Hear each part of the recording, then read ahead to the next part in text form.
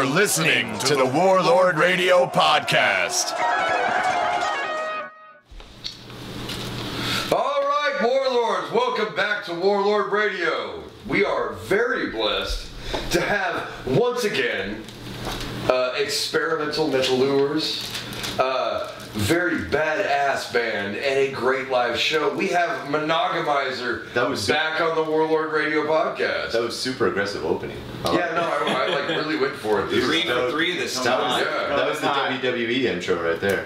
Let me tell you something, brother. Randall Day doesn't sell, and his promos are garbage. Yeah.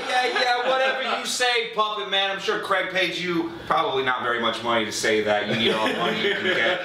Let's be honest. You still play that Marilyn Manson rip-off bass. Listen, brother. If it works, don't fix it. That's what people who play Squire say. Now, what I love about Randall, if you have not been following Monogamizer since we did the Warlord Radio Podcast, Randall constantly accuses me of working stiff and not doing good promos, and I constantly accuse him of not being over enough to sell t-shirts. There you go. We sold the most shirts at the last show we did. Actually, I'm gonna go on record and say this right now. Monogamizer's t-shirts are some of the best t-shirts I've fucking seen. You guys got sick merch. You do. And you guys just played a show in Denton. You played a house party, right? Yeah, it was great. How was it? It was awesome. We played it with Combat, Cold Piss. They're a new band. So y'all would click with them really well. They're called Cold Piss? Cold Piss fucking rips. I don't hate that. I really don't hate that. They're like a faster, sloppier I Hate God. Okay. I'm into that. Dystopia a little bit, if you listen to Dystopia. I like Dystopia, yeah. And Heavy Baby Sea Slugs, which are like, I don't know, they're like a mysterious band, but because I feel like they have a mystique around them. Mysterious band, right? I feel like Monogamizer's like, hey man, if we mix like black metal with Primus, and just said fuck you to everybody, like that's how we get our sound. Right. We know how to clear a room. Right. No, you guys got good shows, man. And Alex, this is your last show with them, right? Correct. Oh, for now. Bummer. Yeah, because you're getting ready to move. Yes. Yeah, so tell us about that. I'm actually moving to Los Angeles in like 3 days. Nice. Yeah. Oh, we're all Hollywood on us, man. Yeah, I know. But I'm actually thinking about getting my doctorate out there. Okay. Hopefully. No, he's going to go to Burbank. He's going to join the new cast of the Animaniacs. Right? Oh, I'd be down for that. Yeah, no, I'd drop everything to be on the new Animaniacs. Yeah. They're Hop on that nostalgia train. I don't know. I'm sure they are. Right? live action. I just watched that new Invaders Zim the other day. That was pretty cool. Dude, it was pretty good. Hold up, though. Like, did you out of anybody in this room, have you watched the new Invaders Zim? No, not Bro. It's so fucking funny, and the only thing I have to say is, well, here comes that ham again. And anybody that's seen that shit will know exactly what I'm talking about. They released a Rocco's Modern Life Also movie pretty good. at the same time. I haven't seen that either. Remember how fucking bizarre that show was back in the day? I didn't remember until I watched that reboot, and it's just sensory overload. I was sitting there, I was watching that show with my kid, and at one point Rocco reaches up, grabs and pinches Heifer's left. God damn it! I'm messing this all up. All right, everybody safely back to one. Right. I watched Rocco's Modern Life with my kid the other day, and Rocco was pinching Heifer's left testicle, and he was just screaming, and I was just like, this is for kids, bro. Like, how do I even tell my kid about this? Like, he's jabbing his nut. It hurts. You'll find that out sooner or later. Yeah. It's he'll know. So besides old Nicktoons, what is Monogamizer up to? Right? That's it. Just old Nicktoons? No, nothing else. It's like, man, we're really waiting on that Doug reboot. It's called Dougalo, whoop whoop. That'd be amazing. I saw that meme today. That was me. I thought that was original. So anyway, you guys are just about to release something new, correct? And is it a full album? Is it We're about to release a full album, 7 tracks. It's going to be called Purgatory's Hype Men. Nice. Yes, hell has cheerleaders, purgatory has hype men. Nice. It's the logic behind that. In heaven, fuck that. You heard enough about it. Yeah, you know. So are the songs pretty long? 7 songs that fill out like 35, 40 minutes or something It's like that? just shy of 40 minutes. Yeah. So, Nice. So that's a little more progressive madness from you guys, huh? yeah, definitely. How do you think it sounds different than your previous record? It's more polished. We recorded it not by ourselves. Where did you record it? Civil Audio with Michael Briggs. Okay. Okay. Next, both y'all's projects. Next, y'all want to record. I know y'all are about to. Silvertongue's about to put out an album. Yeah. On vinyl. I saw the vinyl. That's congratulations. Thank you. Fucking dope. Thank you. I cannot endorse Civil Audio enough. Where are they based out Are of? they Denton? Panhandle Street in Denton. Yeah. You've driven by it Oh, 100 really? times. Yeah. Okay. Yeah. So how did you hook up with them? Do you know somebody, or you got referred, or? I've recorded it with him a bunch of times through Okay. other He's projects. really a go-to guy around Denton. Like, Yeah. I just see people on Instagram, Twitter hyping him up all the time. Like, I've heard his name 100 times before we worked with him, and working with him was great. Well, we're always looking for new connections, so Yeah, that's for great sure. to hear. Cheap rates and like Very intuitive. he knows, he listens to good music, you know, like that's, I think it's really important. Really good, Yeah, yeah, like that's He promotes stuff he's working on too. and he's totally like a, you know, like a scribe for Denton right now. He's just like recording all these bands, which is like, that's, you know, it'll be a good thing for Time Capsule later on. So like, when you guys started, first off, how did you get hooked up with this studio in the first place? I reached out to him for the first album before we recorded it and wanted to record with him then, but money.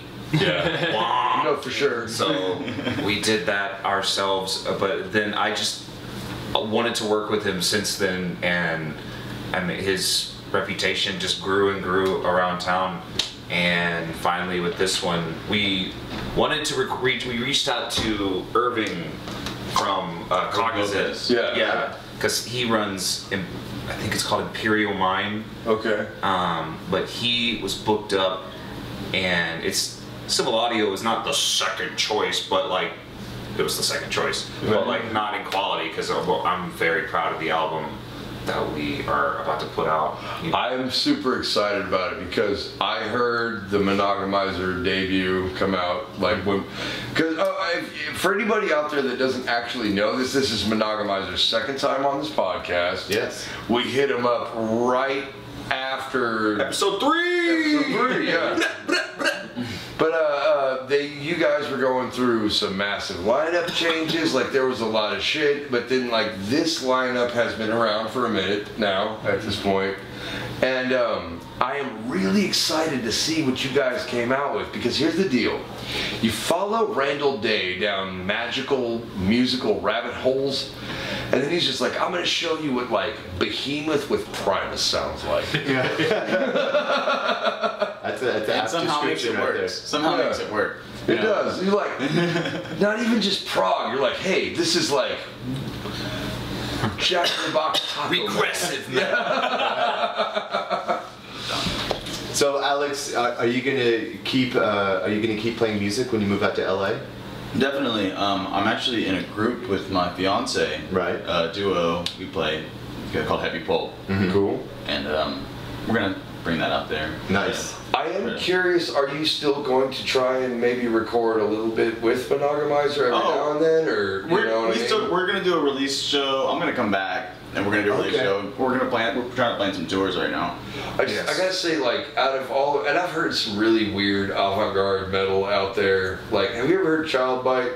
Yes! Okay, I heard, I caught those guys at Horror, or the Housecore Fest out in Austin. And it was good, but I was like, this is really bizarre. And then the first time I ever heard Monogamizer, I was like, this is like what Child Bite was doing, but like still more metal. They're one of those listen to it twice bands. Because you hear it the first time and you kind of just, you can't believe you just heard that. Right. And then you listen to it again, it gets stuck in your head, and kind of how something off the wall becomes catchy to you, you know? I feel like that's a good thing though. When I write a song, like, cause I have 100 riffs going through my head a day, when I write a song, but the ones that stick are the ones that like kind of like catch my memory a bit. So even if it's like something that maybe seem more poppy or less risky, I'll put it. So maybe it's not the most experimental thing you've ever heard in your life. Yeah, approachable. That's a really good way to put that. Even if it's not the most unapproachable thing I've ever heard in my life, like every now and then it'll just kind of catch. However, Monogamizer gets up there and they're like, we are the tube socks and fucking what, Monster Energy drinks of metal. Like, I don't even know what you guys Tube are. socks. I'm not sure how I feel about that. Right? Sorry. I don't need you to love me, Randall. I want you to love me, I don't need it. Right? Your puppet master's getting weirder and weirder. It's very strange. But no, I'm curious as to how to, like, you guys arrive, like, you have this perfect mix of the traditional kind of shit that everybody wants to listen to, and then like this small like tinge of like, this is some shit you've never heard before. And I guess I'm kind of curious on how you achieve that. Because I mean, Randall, you're weird. And I love and accept that about you, but these guys seem stable. But like, I don't know, the sound of Monogamizer is not something easily described, especially like with your new shit. So can you like expand upon that, if you would, please? I think part of it is like, I mean, it's a culmination of a ton of things, and a lot of it isn't necessarily metal. Like, I'll give you that. I've never heard a reggae. Oh, sorry. We'll edit this out in post. I've never heard like a reggae breakdown in the middle of like a fucking Jet song until I Monogamizer. And then after it's done, Randall just gets in the mic and is like, yeah, thanks. like, shut up, this one's hard. I need to pay attention. What did this band just do to us? I always call it when we're talking about like our weird parts, and we're like, is that too long? And I'm like, no, that's the perfectly amount of time because I like to hold It's them hard to write socially stuff hostage. too. Yeah. Socially I hostage. say we're yeah. holding the audience socially hostage, and we're always like playing like these like death metal shows and stuff too. And they're like, No, but I love that because I mean, like, okay, you have an audience walk into what is primarily a like death metal or deathcore bill, absolutely. and then you have Monogamizer come in, and it's like, was that fucking reggae breakdown? Like, what the fuck just happened here? Right. Like, you just absolutely always keep people guessing. Like, and there's no other band on the scene quite It's like called that. mental moshing. There you go. Mental moshing. I like that. Crowded room, small room full of people. That's not hard to fill up. Can we all And agree, they though, just- that there's one other band on the scene that gets that crowd reaction? I believe it's actually Silver Tongue Devil. Like, when Silver Tongue Devil gets up on stage, the crowd is like, what happening right now? Alex moves around enough for everyone. Yes.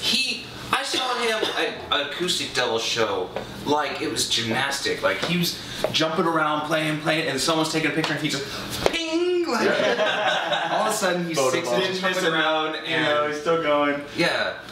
Alex Speed is literally one of the most impressive just metalheads on the scene, just out of sheer tenacity. It's just like, man, that guy fucking loves metal. Yeah. But then you get bands like Monogamizer, and you guys come out of like all corners. Right.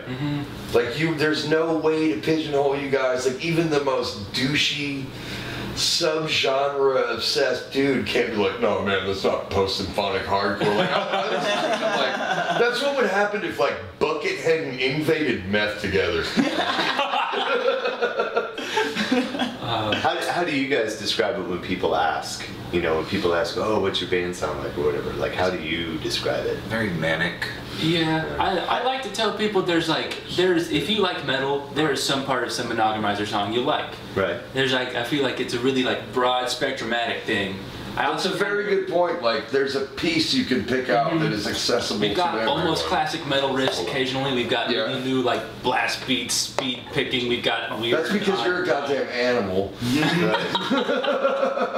I think that's also kind of like the bane of our existence, though, because we've never like exactly fit on a bill. Right? Not once. You know, That's, like, that's I in my think that's opinion, great. I warmed up to it. I warmed up to it for sure. At first, I was like, man, like, are we ever gonna play with? I am absolutely Then I with was Greg like, on this one. Like, it literally makes you so versatile that you can put Monogamizer on any bill. That's what I realized. That's why. Well, I mean, like, I don't know if you have, but these guys, you've heard Diesel Played with before. some, For sure, of course, yeah. We Really do weird. a way weird thing on today's scene. Like we do classic You're right, old school you're right. like wizard metal. Yeah. And for some reason, Monogamizer though is not weird on that bill at all.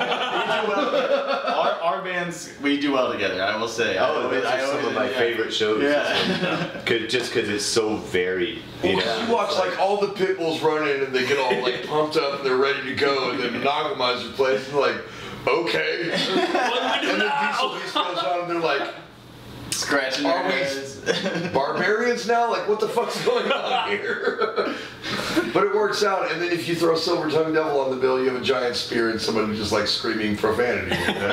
So it's a great show. Whose hand do you put on your face whenever you paint that hand? That would actually be Jason, the guitar player from. Does he just Yeah. trace his hand? Yeah. That's He too has- small to be Carrek's The hand. deal about that's a weird. Yeah, that's a You're new looking at cut. his hands, right?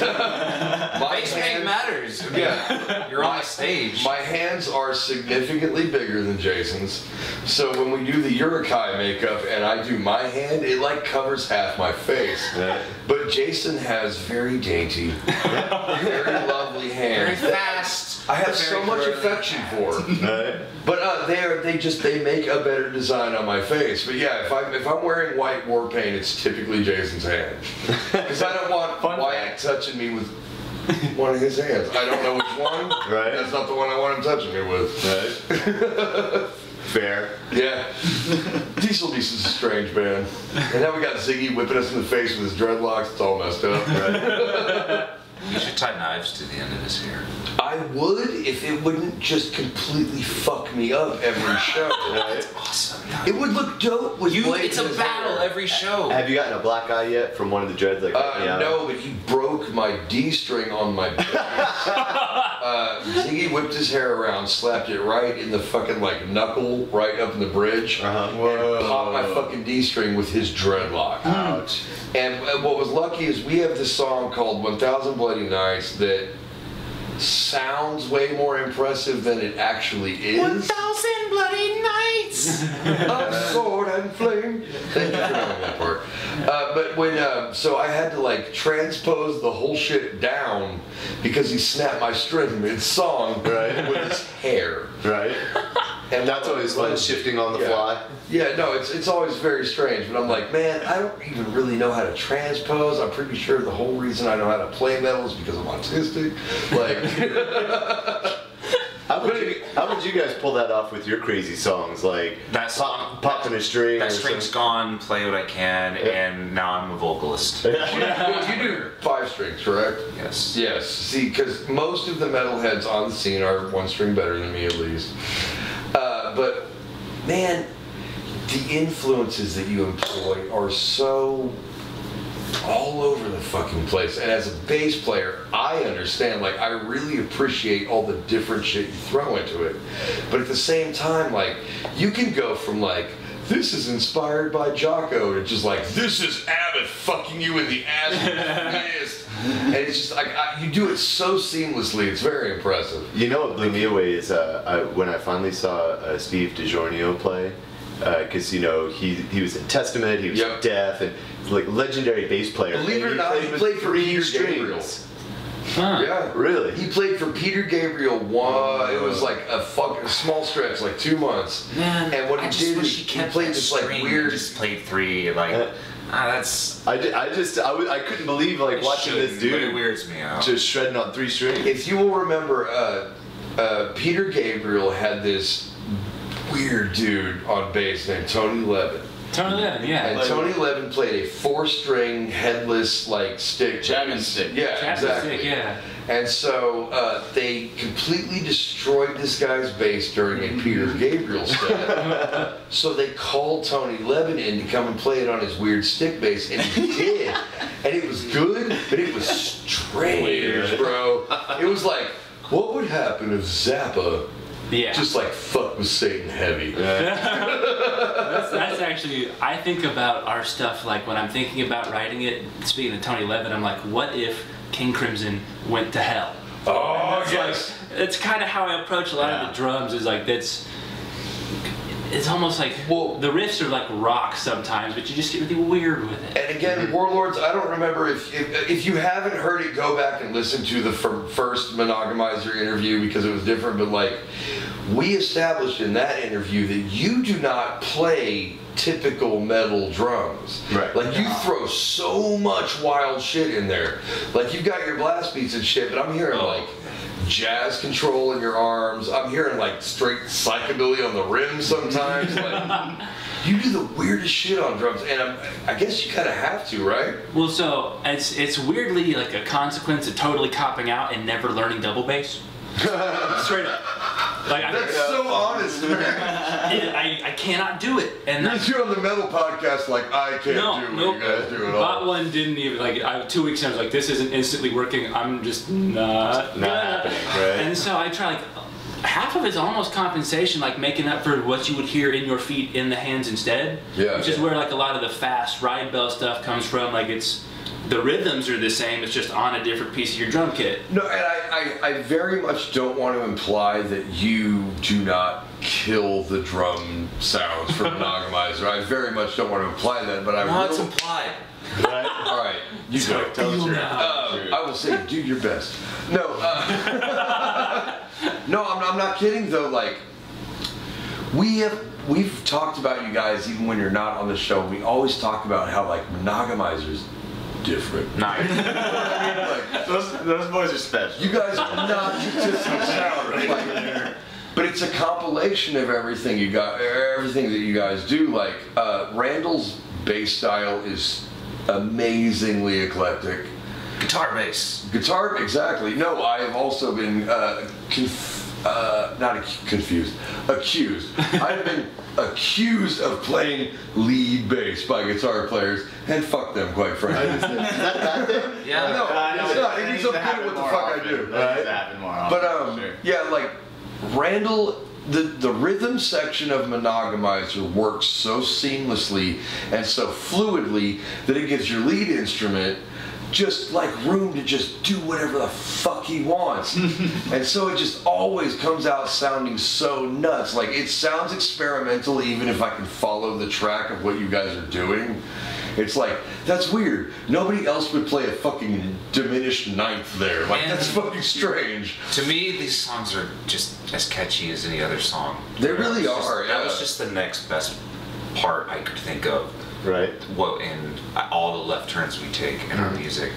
And I'm not, it's like not for the sake of being weird. Like, No, that's the thing though. It's so genuine. You know what I mean? Like the first time we had you guys on, keep in mind, Diesel Beast. We played our first 4 shows with you guys, I think, right? Because well, not the first, because I remember starting to see y'all's band name around. Yeah. And then.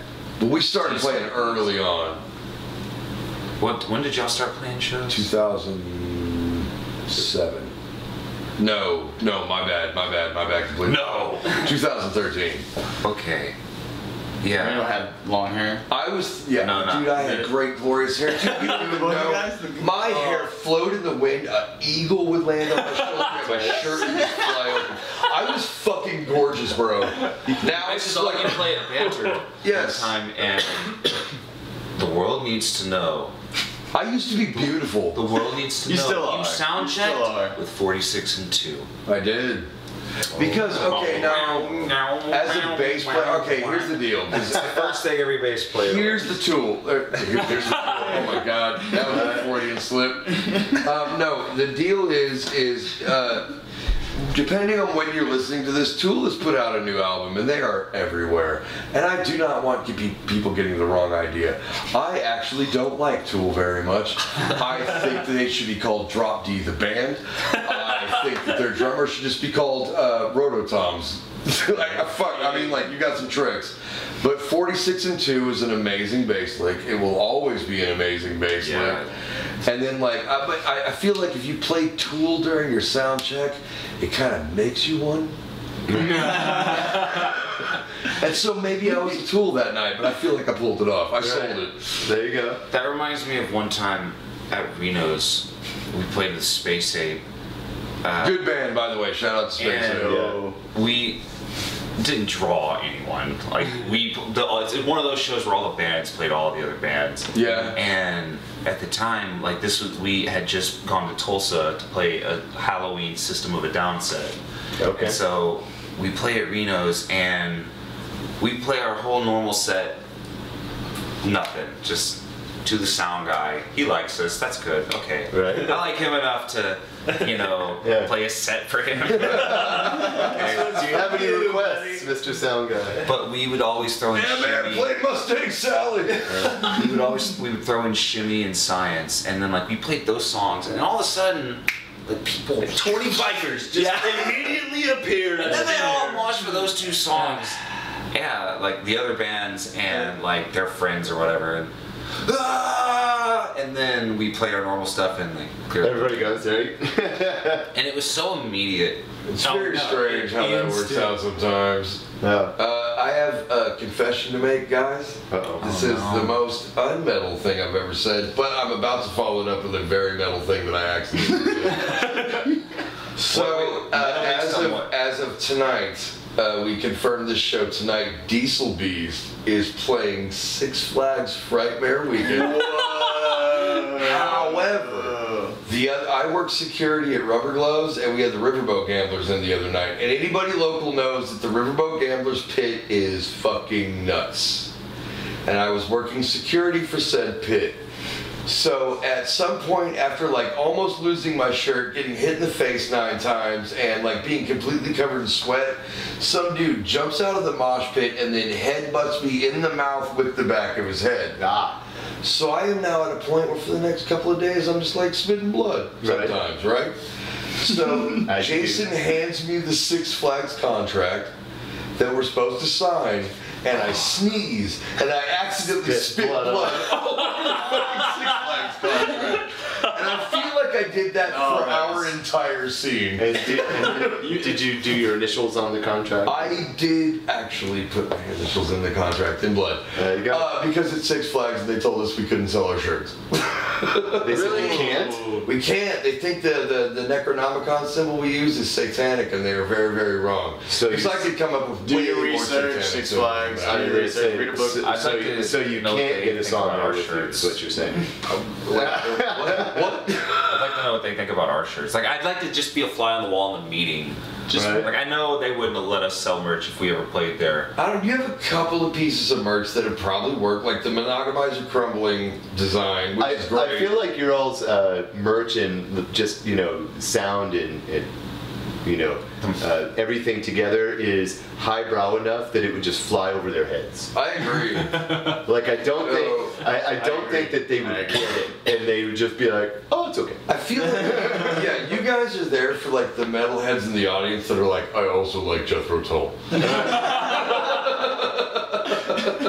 Went off on a tangent about Vietnam movies because that's going on in Craig's living room right now. Right? I had a point, man. Please take this interview. I'm just sitting here watching him like, napalm, man, let's fuck the whole village. Right. Good times. It just sets the mood. It's like the worst scene in Watchmen. Right. So, when do you guys anticipate releasing the album? Later this year or on 1/1/2020. There you go. All right, I like that. There you go. Any particular reason? I have a question that I would When like. you hear a new album? Just because we can say it's released on 1/1/2020. Right. All right. So I have a question because, believe it or not, I keep getting hit up by fans of yours that know that I'm friends with you guys, and so 6 people. man, it's like 9. 9. Time. And a couple of them are actually kind of hot. Right. But your last show was promoted as your last show, right? Farewell. Your farewell show. Quotations. Yeah. And But they're pulling a Kiss. It's going to be farewell for like 5 years. exactly. Well, I want to set that straight because I'm not kidding, dude. My Facebook keeps. Well, they're like, "Is Monogamizer breaking up?" And I was like, "I don't know." Randall and I like high five in public sometimes. Like, They don't Tell me the secrets. They don't run band decisions by me. not at all. Yeah, believe it or not, like Monogamizer doesn't give a fuck what Carrek thinks.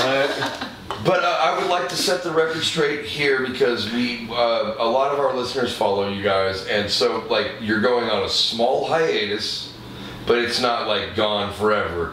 And I'm assuming it's because like you're all pretty and going to LA. You're so good looking. It's pissing me off. It's not fair, pretty. He's gonna tell us out here. He's gonna go out to LA and they're gonna be like, yeah, that dude. And then he'll be too good to talk to us. And the rest of us just look like some comics and at a flea SUV. market.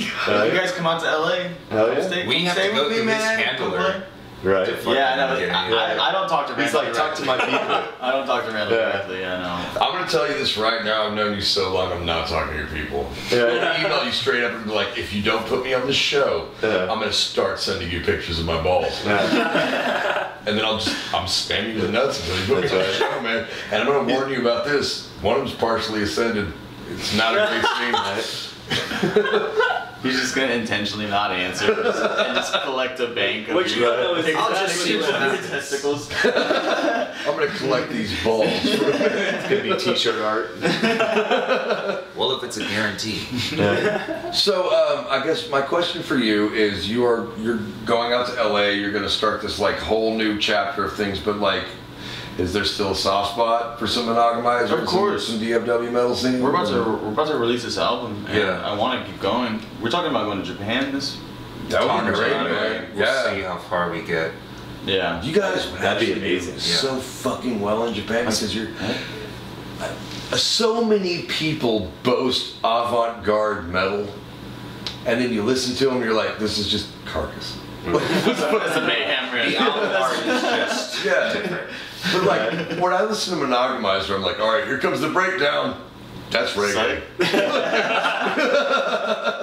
All right, here comes another breakdown. Nope, I'm pretty sure that's John the Fisherman. Like, you guys are true avant-garde metal. Like, nobody sounds like Monogamizers. So like, I guess my question is, and I'm gonna kind of put you out here on Warlord Radio tonight, is like, no matter what you do in LA, like there's nothing like this, right? Though, like I'm right. Yeah. I'm trying to get them to come out there. Oh, That would be you guys might annihilate it out there. I'm just saying. I don't know how the metal scene is at all I don't whatsoever out there. I know there's still a lot of Sunset Strip shit going on. Yeah, for sure. A lot of Aquanet and like pelvic thrusting. And I feel like while you guys pull that off, you need more of a story behind that music. What do you tell me about the album art for the new album? Like, we don't have to divulge too much, but I am curious. I've shown about it. I've already Did released you- what it's gonna look like. Oh, Did you okay. do it though, like Randall? Yeah. It's collage, and it's, you know, the texture on the inside of envelopes, the security that keeps sensitive information Right. concealed. It's mostly that as like the body of it, and it's collage clippings from like National Geographic, Reader's Digest. There's not porno on this one. That's been in-house Question. before. Is You it guys- like a Fight Club where there's just random images of dicks in there? It's not random. Dicks are very specific. Well planned, methodical. Like we are looking for penises. balls that are adjacent to each other and proportionate to each other. Aesthetically pleasing. That's Yes, right. it's Dark to light. Okay, I think it's worth mentioning. Randall is getting his graduate. He's in a graduate program right now for an art degree. So we've he gave you a very actually, art degree answer. believe he it was or like, not- "Well, this is my medium. This is." You guys were the third guest on Warlord Radio ever, right? We have probably hyped your art like 9 times since then. We hype your art all the time on this show. Oh, I would expect shucks. you to listen to That it. and your knowledge of wrestling. I love his. Yeah, that and your knowledge. Oh, and we're gonna do a wrestling episode, and you're gonna see me and Randall kind of go off on each other because I have to start. Randall is a face who does not sell as many T-shirts as my heel, but I work stiff and don't sell. Because I'm a heel who actually sells T-shirts. Oh, shots fired. We'll go for it. Yeah. No, but Break out the glass tubes. yeah, we have actually promoted Randall's art many times on this show. I guess my That's true. question is like, I worked merch for you guys at Backyard on Bell like 2 months ago or something like that. You remember that? Yeah. I gave you the Crumble logo shirt. Yes, and I love that shirt. I wear it all the time. But you had that print that was kind of collage. So is your new album art? Is it that or is it something different? It's the blue one. Oh, okay, cool. So it was the print that you guys released. Dude, this is some of the fucking craziest album art. Like, it matches your band so well because you just look at the collection of images and you're like, this is like if Battleship had a fever dream. Like F5, there's a Tyrannosaurus. I tried to keep it broad. Like, the people placed on there, like, on the last album art, for example, there was like a few women. Well, it's pretty even, but like the roles that everyone is playing in there. And so on the last album art, there's a still taken from porno, and then there's like a profile shot. And so like I'm careful about what the figures are doing. Yeah. And so I don't want like I try to diversify it, and so like no one, it's not inferring anything, I guess. Trying to keep it as vague as possible. Do you typically have a preconceived suggestion? It's not random, but the narrative is in the music. So. Is there a narrative? Because when I look at it, I'm like, man, this is what I see when I drink Robitussin. How often is that?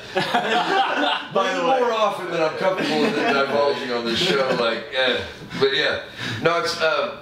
I've known you since we were involved in this weird project called Sketchy People, that improv group with Stanton and Chance and Drew and those guys, and we used to do these like weird man hug videos and shit.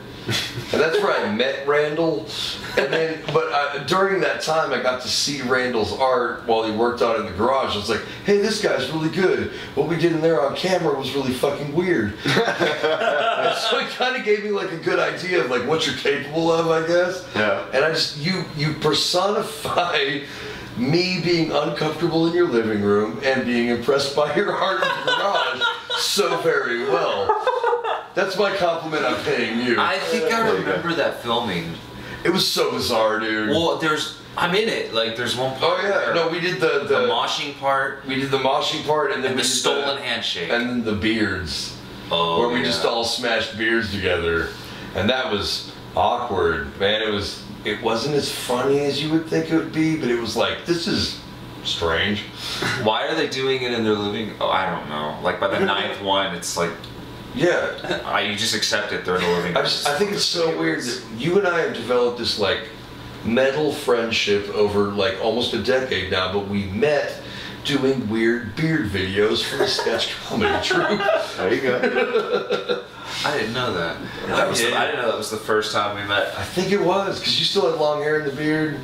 And you were very sexy. I'm not even gonna lie. I saw a picture the other day. I say you were. Wow. You were as sexy as you are now, just in a different way. He's gotten better. You know, he's I aged like a noticed fine wine. your diss, and I'm glad you corrected it because I did not mean to do this. So you are still just massively handsome. So tell me this, like, one of the things I like about you guys so much is that even though you are, you know, like progressive and you know, avant-garde to an extent, but you always still bring it back to either like some really catchy melody or something really heavy, as opposed to like some bands like that will just kind of just keep going out there and never circle back. Yeah, never deliver.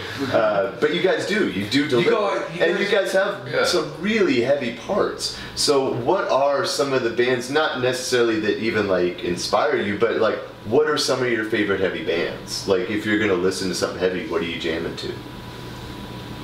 I'm gonna go ahead and jump in and say like Meshuggah is probably a stereotypical answer, but like they just do what they do better than anybody. A lot of people will talk. Do you have a favorite Meshuggah? I think Obzin is the one that really like got me into Meshuggah. Yeah. Kolos was super fucking cool too, and that's what I love about them is they get better with age. Yeah. Which for a band with that level of a discography and that level of like, I mean, you know who they are. Yeah. It's crazy that they can continue to be better than that. Yeah. Like even the production gets better. Like they do it right. You know what I mean? And it's to say, you know when it's a Meshuggah song. You can hear it instantly, be like, well, I know who that is. Yeah. But that doesn't really get old for me, which a lot of bands can't do. Well, I feel like, okay, so a lot of people will be hesitant about naming Meshuggah as an influence because they're a little bit more mainstream. But I feel like that doesn't necessarily disqualify you, because you look at certain musicians, like dudes like Max Cavalera. Like, I don't give a fuck what Max Cavalera is doing. I'm gonna give it a shot. You know what I mean? Like, or shit like Sepultura. Yeah, exactly, dude. Well, like Meshuggah is directly responsible for the entire like gent genre. And they talk about it and they laugh about it. I don't think that there's a gent band out there that even remotely does what Meshuggah does. No. Like they kind of just take like the most easily like repeatable elements. What he meant by that was not the reaction that happened. No. He wanted a more percussive rhythm sound, and people were just like, okay, so just percussive rhythm sounds, that's all you want now. When they're completely missing. Got it! The real magic of them to me is the drums. The whole, and that's the thing, is like, Meshuggah is like constantly polymetric. There's not another band that you can like get fucking 10,000 people just headbanging, and it's in like 11/16. There's nobody else that can do that so smoothly. Like, I would argue that Sepultura and nope, there's damn it, I lost it. New York Dolls. I was about to make such it was totally new. It was David Johansen coming out in a fucking three-piece suit. Sounds nice litter. That was what it was, Randall. Thank you for nailing it. No, there's Meshuggah, and then there's like even more mainstream bands like Soulfly, and then you have Sepultura that were just like, they weren't quite gent, but they were still like massively percussive. Like the rhythm section was way more percussive than melodic, and in the beginning that was like kind of refreshing. You didn't hear that shit enough, and then nu metal came out and just ruined it for everybody. well, that's like what a lot of gent music reminds me of now, is just fucking nu metal part 2. Yeah, it's just, if you mix nu metal and metalcore, that's kind of where you get like gent. And this is a hot take right here. I fucking hate the Dillinger Escape Plan. What? Fuck, I hate the Dillinger Escape Plan. I was really into their first album. I don't, dude, those guys. I'm sure they're nice dudes, but if I saw them at a Waffle House, I wouldn't fucking recognize them. Like, I don't fucking like the Dillinger Escape Plan. They ruined it for me too. It's like, you know, it's one of those bands. It's like, no. Yeah. I can't do it anymore. I understand why you would say that. I caught them live at Mayhem Fest one year, and I just like the whole time I was just like, Skindred was better. Like,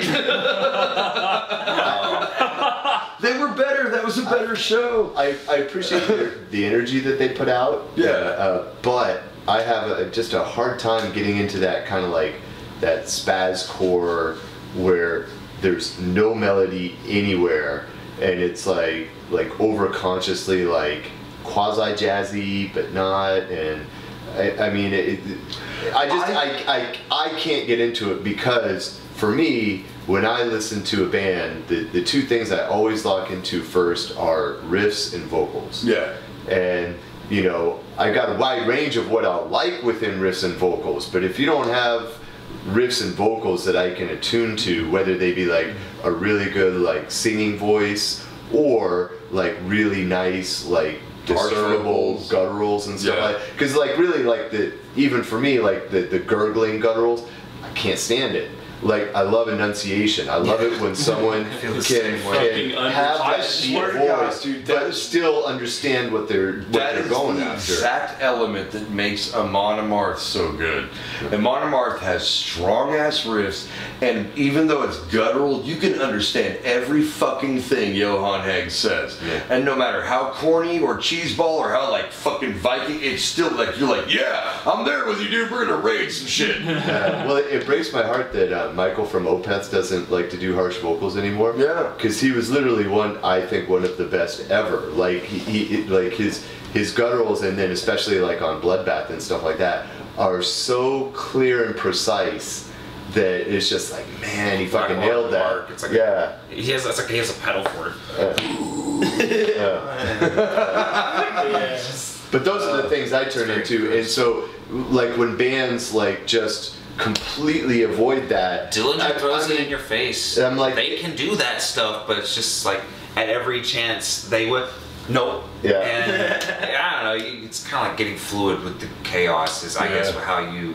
Yeah. I enjoy that. Like I said, the energy I appreciate, but I just cannot get into the musical aspect. They're huge Nine Inch Nails fans, so Yeah. See, and I'm a huge. that's how I fan. Well, relate sure. with them. But then again, like Nine Inch Nails will have like noise parts, but they always bring it back. They always have like a really haunting melody, like something I would never have. Yeah. Could you imagine being in Trent Reznor's band though? Like, because he calls the shots. Well, sure. So it's like, okay, you're going to come up on stage. You're going to play loose keyboards. Everybody's going to chunk mud clods at you, and if you don't do it perfectly, they you're haven't fucked. been that way for a while. They're a crisp band now. They don't. Yeah. Well, he's been working with the same, like, live band kind of off and on for like 20-something years now. Yeah, like, some people like Robin Fink and Atticus Ross. Are like, Yes. He is part of Nine Inch Nails. Yes. It's a two-person thing now, but like, yeah, I didn't realize that. Okay. I mean, Trent Reznor is still Nine Inch Nails. Like, Yeah. if he wanted to just be But him, now I'm sure he his could, partner. but- yeah, but I don't know. Man, Nine Inch Nails is one of those bands like Metallica. It's like whether you like them or not, you absolutely cannot discount the influence they had on modern heavy music. Undeniable. You know what I mean? Undeniable. Undeniable Yeah, at it's all. like- It's the same kind of thing, and this is very. I'm coming in hot here. This is a very unpopular opinion to have on Let's a hear it. fucking metal Let's hear it. podcast. But for every dickhead out there that says John Mayer can't play a fucking guitar, I don't like John Mayer, alright? John Mayer's music is specifically constructed for him to live in some kind of pussy wonderland, and that's great for him. And I fucking applaud him for that shit. But you don't get to say that John Mayer sucks at guitar. John Mayer plays the fuck out of guitar. Clearly I doesn't. don't like it. He's Very good at clearly it. doesn't, I hate every song he's ever done, but at the same time I'm like, man, if I could play like that, I would also live in a pussy wonderland. And I don't. It bugs Yeah, me. John Mayer sucks. And John plays Mayer guitar. does suck. But he also What plays if the John songs. Mayer Mayer sucks playing and Nine plays Inch guitar? Nails though. Oh shit! Could you imagine that? That would like hurt. I'd rather not. Like hear her. Yeah, no thank With you. like just like None for me. I'll be just happy. like reggae guitar. See, John Mayer hurts singing my the words, I want to feel Dude, you no. from the inside. John Mayer I and wanna fuck Slash you like- join Nine Inch Nails, Oh my god, that would be the most Get out of WWE here. shit ever. or Buckethead joins Nine Inch Nails. Oh. That I could closer. see- I could No, but see that's like Buckethead just here, take our catalog and pick a set list, that is and that's EA what we're sports playing. metal, and you know it. That is like NBA 2K12. Here's Buckethead and John Mayer playing a Hootie song. God damn it. What if you go to this podcast? We've totally gone off the rails. Dude, I've monogamized it. That's That's true. monogamized. I feel like that was kind of my fault because I'm talking like great shit about John Mayer. Alex, what about you as far as like heavy bands? Like, what do you kind of attune to? It's bands nowadays, Gorguts. Yeah, I fucking yeah, love that's Gorguts. great. Like the Dissonance, stuff like that. I love Gorguts. Dysrhythmia also. Those, you know, they recruited those dudes in Gorguts. Sumac. Sumac's Cool. bad. Yeah, no. I mean, I also was one of my favorite bands is Neurosis. I love like those metal Yeah. stuff. Can I ask fucking you guys a love- question? I have recently gotten into Wormhole. You heard of I've Wormhole? never heard of Wormhole. Dude, these guys, they're kind of like, they're tech death, but there's this like really underlying like caveman fucking dissonant fucking minor shit that I can't really understand, but like it's just so good. Like Do you know where they're out of? I want to say Wormhole's out of Seattle, but I don't know that, so I'm gonna check my smartphone here. Also, Hang on. Atheist. You guys talking about Atheist, yourself? yeah. I feel No, like when I was in smartphone's that, dead. it's like an Wormholes from inspiration Seattle. for Monogamizer. Time. Yeah. For this podcast. For this podcast, Wormholes from Seattle. Hey, you're gonna have to edit that later. Those are long. We Nope. don't edit shit. It all stays. All of our horrible mistakes stay. Yeah, no. You say you'll edit it out just Yeah. so it can be heard that you said. That's right. There was a dude that You're aware of the specifically asked us to edit out significant parts of the episode, and we just didn't. Wait, who was it? No. Edit it out. You can edit it out. What about you, Randall? Godflesh. Godflesh Oh, is yeah, I badass. love Godflesh. It's heavy but different. Didn't they stage somewhat of a comeback? Yeah, At least for a little bit. I bought a ticket one time to San Francisco to see them, but then they canceled. Bastard. And I still got to go to San Francisco. Right. Did you go to the Misfits show though? No. Was that not you? Not me. Son of a bitch. That would have made for great content on this show. Sorry, Warlords. See, they're No, playing it's Madison not that Square good. It's not Garden. gonna Yeah. You've seen the Misfits in Madison I Square know Garden? they're playing Yeah, Madison yeah. Square Garden. It's That's incredible. Crazy, yeah. I'm not gonna lie, dude. Like, I'm not one. Like, I'm a big Man of War fan because I'm a cheeseball, right? No, I am, dude, for real. I'm like, if you have a loincloth and a guitar, I'll probably listen to your fucking thing. But like, they were like $110 per ticket, and I was like, I don't like Man of War that much, bro. Right. But for like somebody like the Misfits with Danzig, or like And Dave Lombardo on drums. Dave Lombardo on drums, or like if I got to see like the original lineup of Megadeth or some shit, like I would fly across the country to see that Dude, shit. for the Misfits, if I had the dough and I could, I would. Yeah, I love absolutely. Misfits, man. I grew up listening to that. Yeah. That was Misfits They just played at punk before Psycho. metal for me. Huh. They did the Psycho Las Vegas, yeah. Yeah. But I think it was. I don't know if Danzig was on that tour. Dave Lombardo was definitely not on that tour. But like the thing about the Misfits, and I think all of us can agree because we're all fairly accomplished musicians, is like that's 3-chord rock and roll. Like Terry only can't play bass for shit, man. Yeah. If you listen to those old recordings, it's just like way off. Dude, I was talking It was to like, somebody it's about bad. this. I was talking to somebody about this the other night. Like, I don't consider myself like this amazing bass player, but I'm pretty good. Twiggy Ramirez. Nah, bullshit. You suck. I know you suck right. too, Can't but, sell any t-shirts, right? but Twiggy Ramirez from Marilyn Manson, maybe one of the worst bass players I've ever heard in my fucking life, dude. And if for some reason you're listening to this, like, fucking step up your game, please. Like, there are more notes than D, you prick. Do you say that because you saw him live? Yes, or, yeah. yes. He plays He's not bass in for Marilyn Manson Yeah, anymore. exactly. Yeah, if I played bass They for have the Marilyn bassist Manson, from there'd be Mars like a Volta C in now that playing bass. motherfucker. Yeah. Oh, he does? The bassist from Mars Volta He plays doesn't bass play for Marilyn Manson anymore. Yeah, Twiggy Juan got Alvarez, kicked out that's because awesome. of rape allegations from the chick from Jack Off Jill. You gotta be fucked up to get kicked out of Marilyn Manson. I think so. I mean, I watched John 5 lick his ceiling. ass on stage one time. His own? Yeah, no, John 5 licked Marilyn Manson on stage. Made for a great show, but the whole time I'm just sitting there like, Twiggy sucks. You suck worse than somebody licking somebody else's ass in front of a live audience. I'm That's just, how dude, bad. hey, bro, I played a Juggalo gathering, alright? Like, Oh, for You real? see asses licked sometimes, it just happens. How was that? Yeah. It was so I heard the bro. podcast, you talking about your story. Dude, Yeah. okay. So we can revisit this shortly, and then I gotta take a tobacco break. But I used to be I reluctantly was in a group called Short Bus. that's his idea. It was not my. Hey, no. This was absolutely not my idea. My drug dealer talked me into this. Anyway. I remember Short. Short Bus was strange because we were a two-person hip-hop group, and like, I know when you look at me you're like, that guy's gangster as fuck, but believe it or not, I don't know that much about hip-hop. But we are. I don't think that. Thank you. Thank you. Our whole gimmick is that we were mentally handicapped gangster rappers. So we had songs like Handicapable, thank you. But we had songs like Gangsterin' and Face Punching and Gatting Your Grandma, and we had this one song that kind of took off, and I'm not gonna lie, this bugged me because this is maybe the most successful song I've ever been a part of. Of course. But it was called Butt Ugly Booty Call, and it ended with us whipping out giant 3-foot fake cocks at the end of the show that we built and like craft, and these things were giant, and the worst part about a Short Bus show was trying to pretend you did not have a giant fake dick in your pants. Anyway, so we're gonna, because he's in some trouble, let's call him like Steven. Steven Brosher, very good friend of mine, was the other half of Short Bus, and he booked us a show out at a Juggalo gathering, and I'm not, dude. First off, Do you have to submit a demo? No. How does What that you work? have to do is just be like, hey, we have $20 worth of meth and Fago. There you go. But we ended up playing this show, and they forgot lights, so the entire stage was on 2 flatbed trucks with some electric generators, and a bunch of cars lined up behind us with their headlights on.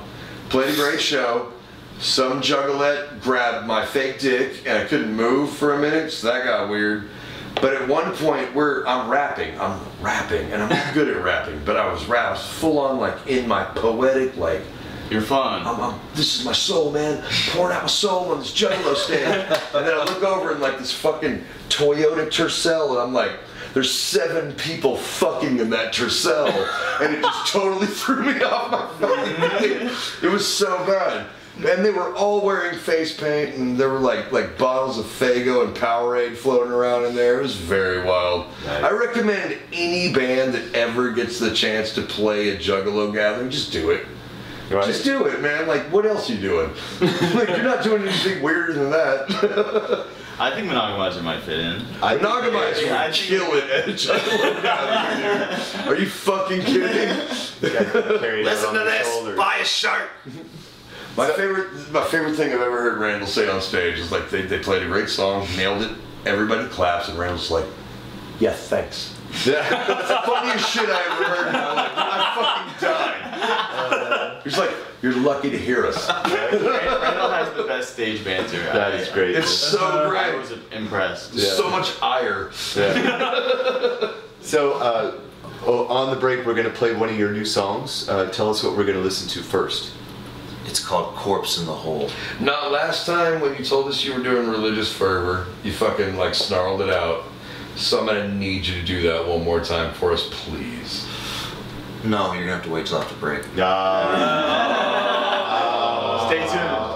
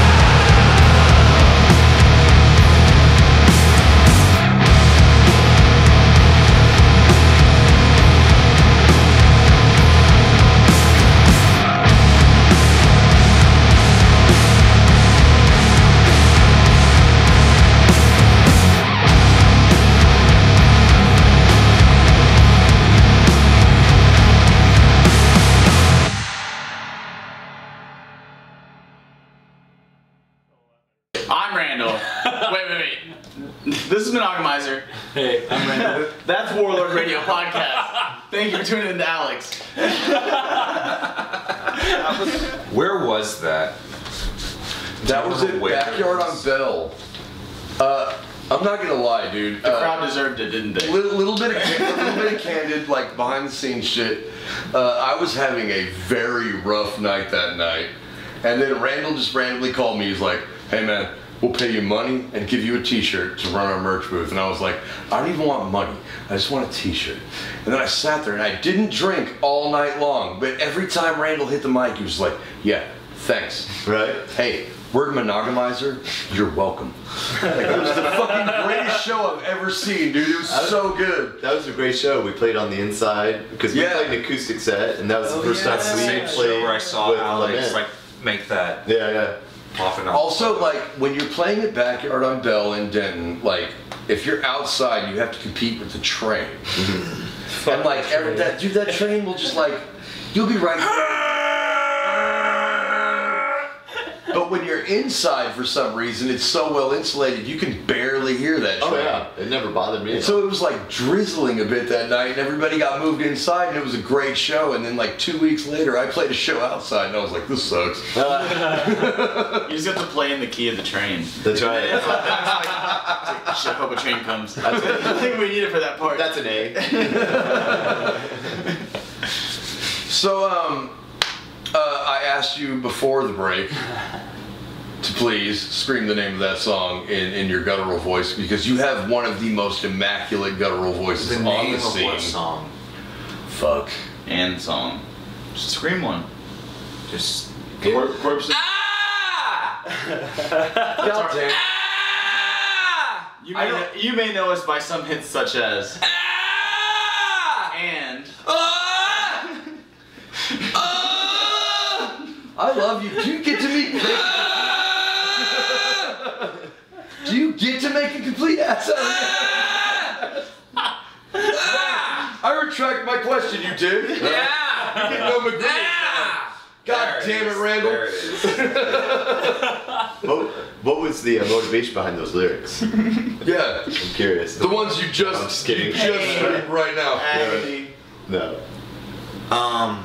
Were you reading Bukowski? It's really highbrow. Yeah. Before It's like I you don't write understand. before any bar of lyrics that I write, I have to read. What's the author of Slaughterhouse-Five? Vonnegut. I have to read a Kurt Vonnegut book. There you go. It's good you can't even remember. So like the name. every single time he just gets up there and screams like a cat who just shut his genitals in a copy machine. He's really just thinking about like the Dickensian factory exploitation of children.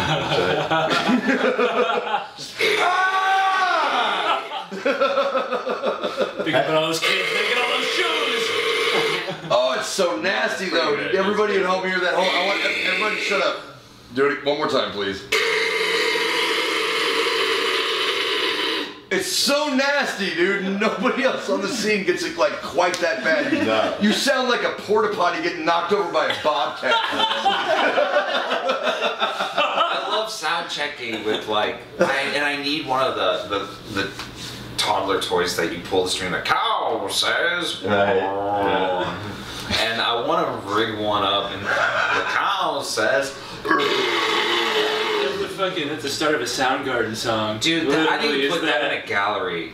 It's a performance piece, yeah. I'm gonna tell you what, dude. If I get a Randall Day supply of toy line for my kid, that kid gets every single one of those toys. It's That's like, right. I'm a Rio. It's a drawstring. I need a drawstring. That'd be amazing. Have you done any songs about wrestling yet? We sampled a wrestling podcast Yeah. called Something to Wrestle. I listened to Something to Wrestle. It's the JR episode, and it's Oh, the shit. story about how they light JR on fire during a skit. It was Kane was doing a promo. Kane's big thing is he was the Undertaker's brother, but instead of being a dead man, like Kane was burned in a fire, so he was obsessed Are we with watching fire. Max Payne? Oh no, we're watching Hardcore Henry. Got it. We are. This is a great movie though. But anyway, during the promo, and it's just an interview. It's like JR sitting there in his cowboy hat, and he's like, "So, do you like barbecue sauce?" And Kane just like throws him on the ground and shoots lighter fluid all over and sets this old ass redneck on fire. And it was during the Attitude Era where you don't know if he was in on it. You know what I mean? Like, the way he was screaming, it's like, did JR know he was about to get set on fire? Right. But yeah, no, it's so what sample did you actually use from that interview? Because it's a long interview. It's when he makes that "Arr! Arr!" Like, that's when he makes that noise. And it's when Bruce Pritchard is just defending the interview or defending the angle, and I mean it's already pro wrestling, so it's he's not wrong. Keep in mind, with the same character Kane, Triple H once dressed like Kane. Oh, I saw that live on too, TV, and it fucked me up. I saw that too. Triple H dressed like Kane and then fucked Kane's dead girlfriend in a casket, and I'm talking like UPN, bro. like 8 o'clock. It was an awkwardly long skit. Dude, it was so Triple H bad. had a Kane mask on. Yeah. And it was at a girl's funeral. No one was around, and it was like a bad porno. So gets undressed, gets in, and like simulates sex with her. And at the end of it, he goes, "I did it. I screwed your brains out." And he has some brains in his Wow. And the behind the scenes story is that Bruce Pritchard and Triple H, because Vince McMahon was on set shooting that, and he loves fucking toilet humor more than anyone. Yes. He's like, we need more dicks, pal. We need more tits and dicks, pal. So they agreed with Vince McMahon. Triple H and Bruce Pritchard agreed with Vince. Okay, we'll shoot it your way, then we'll shoot it our way. So they shot it that way first, and he was like, perfect, wrap it up, and so just got it, and they aired it, and then like the censors were just like, that's necrophilia. First off. Second off, like, if it's not necrophilia, it's still kind of rape. Right. Like, it was a really fucked up segment, man. Oh, Mae Young gave birth to a hand. Bro. What? Bro. I I do remember that. Yeah. Imagine 3 weeks of building a story up, and then the I want to give you some setup on Mae Young. Mae Young was a female wrestler who was very popular in the 60s. Yeah, the old, not the old. Okay, so by the time they did the give 50s, birth to a 60s. hand angle, this woman is like in her mid 60s. It's fucked. The golden era. The golden era, yeah, she was a golden era wrestler. We're talking like King Harley Race shit. We're talking Andre the Giant shit. Like, and then Mae Young in her 60s in the Attitude Era. Context, they're important. Just take her word for it. They are, right? Yeah, but yeah, there they did an angle where she gave birth to a hand. Like, that was the payoff, and then the angle was done. Like, Yeah, it was just done. Although, do you also remember Big Boss Man eating Al Snow's dog? I vaguely remember watching pepper that. steak. Yeah, there was a dog claw in the food. Yes. Wrestling. It used to be fucking crazy, dude. There, at one point, the Yakuza chopped off Val Venus's dick. Or tried to. I don't know. We'll do a whole episode on wrestling. So how's Monogamizer doing? You're like, no, I'd rather talk about wrestling. Now we're talking about wrestling. Shit. Right? There's no smooth seg. Are we gonna start selling? Are you gonna start selling dick pills? What? If you guys got sponsored by dick pills, would you sponsor dick pills? Oh yeah. Are you kidding? Because this is where the dick pill segue would. Play. It's like, are you having a hard time staying erect?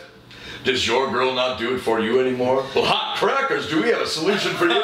Right. Here's Stay Bone in a spray. Right. You were too ready for that. I've been planning on this for a while. Right. So, Craig, please save me here. Right. Well, you guys have talked about trying to go play in Japan, and then maybe making a run out to LA after you get settled in. But is it more than just we'd love to do that? Have you made like any actual like inroads or plans to do that kind of thing?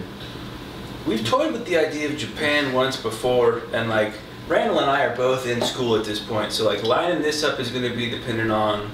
The Heavy Baby Sea Slugs is really the band that's doing it for sure. I also play drums in Heavy Baby Sea Slugs. So that's be there anyway. That's my question is, it's like, aside from, you know, the passports and the plane and all that kind of stuff, like, how the fuck do you get a show in Japan?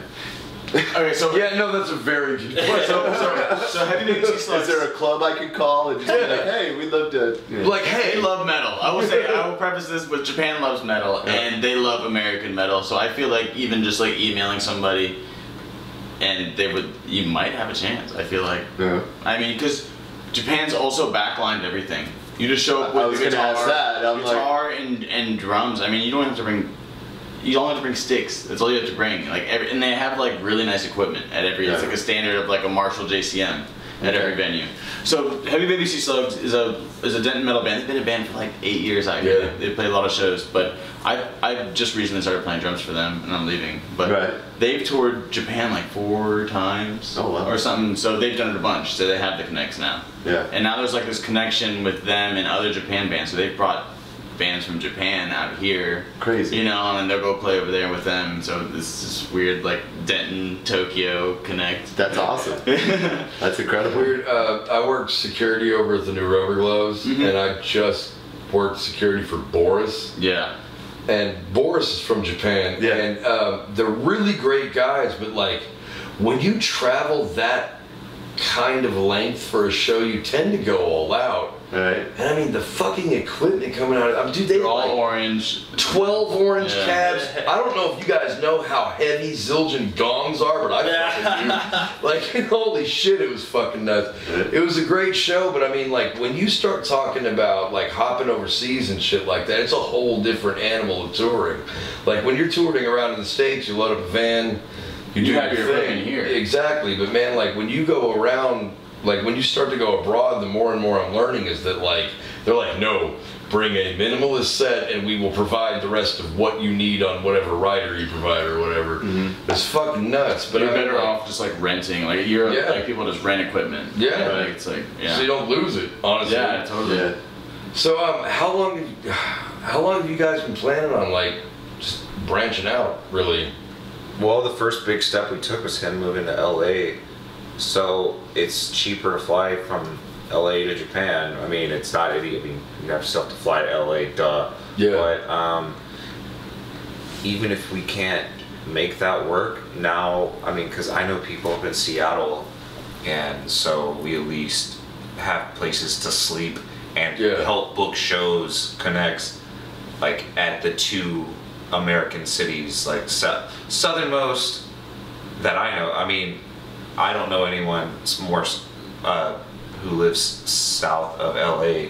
Yeah. I know people who live in the Seattle and Tacoma area. So if we have those covered, we could probably make something work in between. Yeah.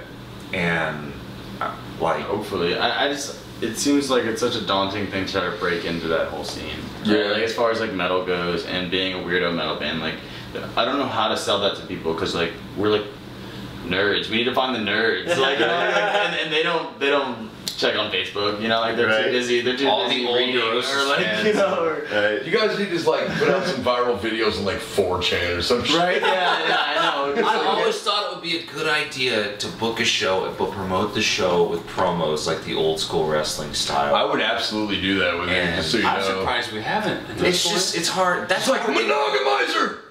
Diesel Beast has been to the top of the mountain. You think you could come after Diesel Beast's gold? Well, Diesel Beast is talking about chairs, yeah. Diesel Beast is talking about ladders, Diesel Beast is talking about ascending to the heights of gold. Do you think you can keep up? Yeah. Well, I'll tell you something about gold. It's no platinum. Are the goddamn platinum miners of this here scene of ours. So you can climb whatever fucking mountain you want. Monogamizer gets carried, baby. We get people to fucking carry us up that fucking mountain, and we go past the gold. We go past the gold, brother. We go to the platinum mines. I don't know where those are. I make too much money and I make too much success happen with these fucking hands. I don't have to know where that shit is. Well, let me tell you something, brother. You can gather all platinum you want.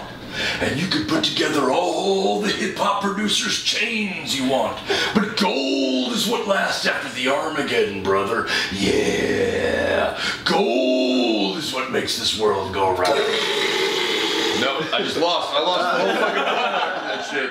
What do I have to respond to that? Nothing. He's always ready with that to bust it out, you know? I love That would you. be great. Yeah, it really would be. Yeah, I do that That is a too. lot. That was an incredible plug right there.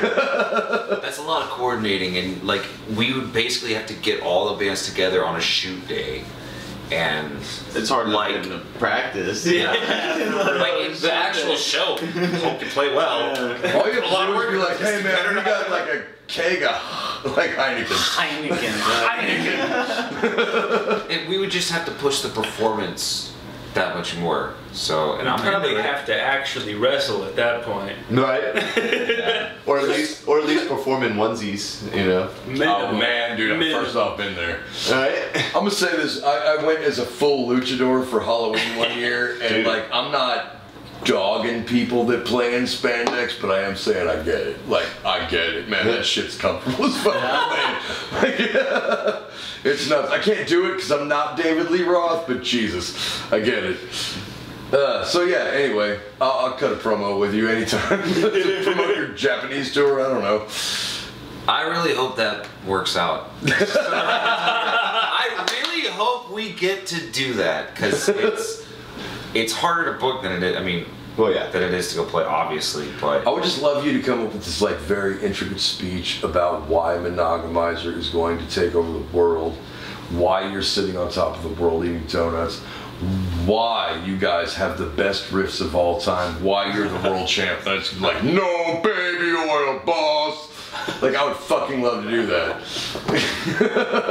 That's an Andre the Giant quote that did not land in this room. Jesus I Christ. did, yeah. I'm not an Andre guy. You're not an Andre guy? What the fuck, Randall? Nah, I don't like Warrior. I don't like Andre. Warrior was overrated very much. Warrior is the Brock Lesnar of that era. And the Goldberg of that Somehow, era. man. Dude, he was so over, he could not work at all, and he got gassed sooner than I would, and I smoked 2 packs of cigarettes a day. What do you think about Brock Lesnar as a wrestler? Brock Lesnar as a wrestler is a douchebag and way overpaid and doesn't really work. Yeah. He slams you a couple of times, he makes $1 million, he grabs his belt and he walks the fuck off. Who's the highest paid wrestler? Probably Brock Lesnar. Yeah. And what kind of money are we talking? We're talking millions. Yeah. We're talking up until like when Ronda Rousey had her contract. That was a pretty high-ass paying contract. But Ronda Rousey did the work to make herself not look like an idiot. Brock Lesnar fought Goldberg and somehow still looks stupider than Goldberg. And Goldberg is terrible. But the argument for Goldberg is it's not Goldberg's fault.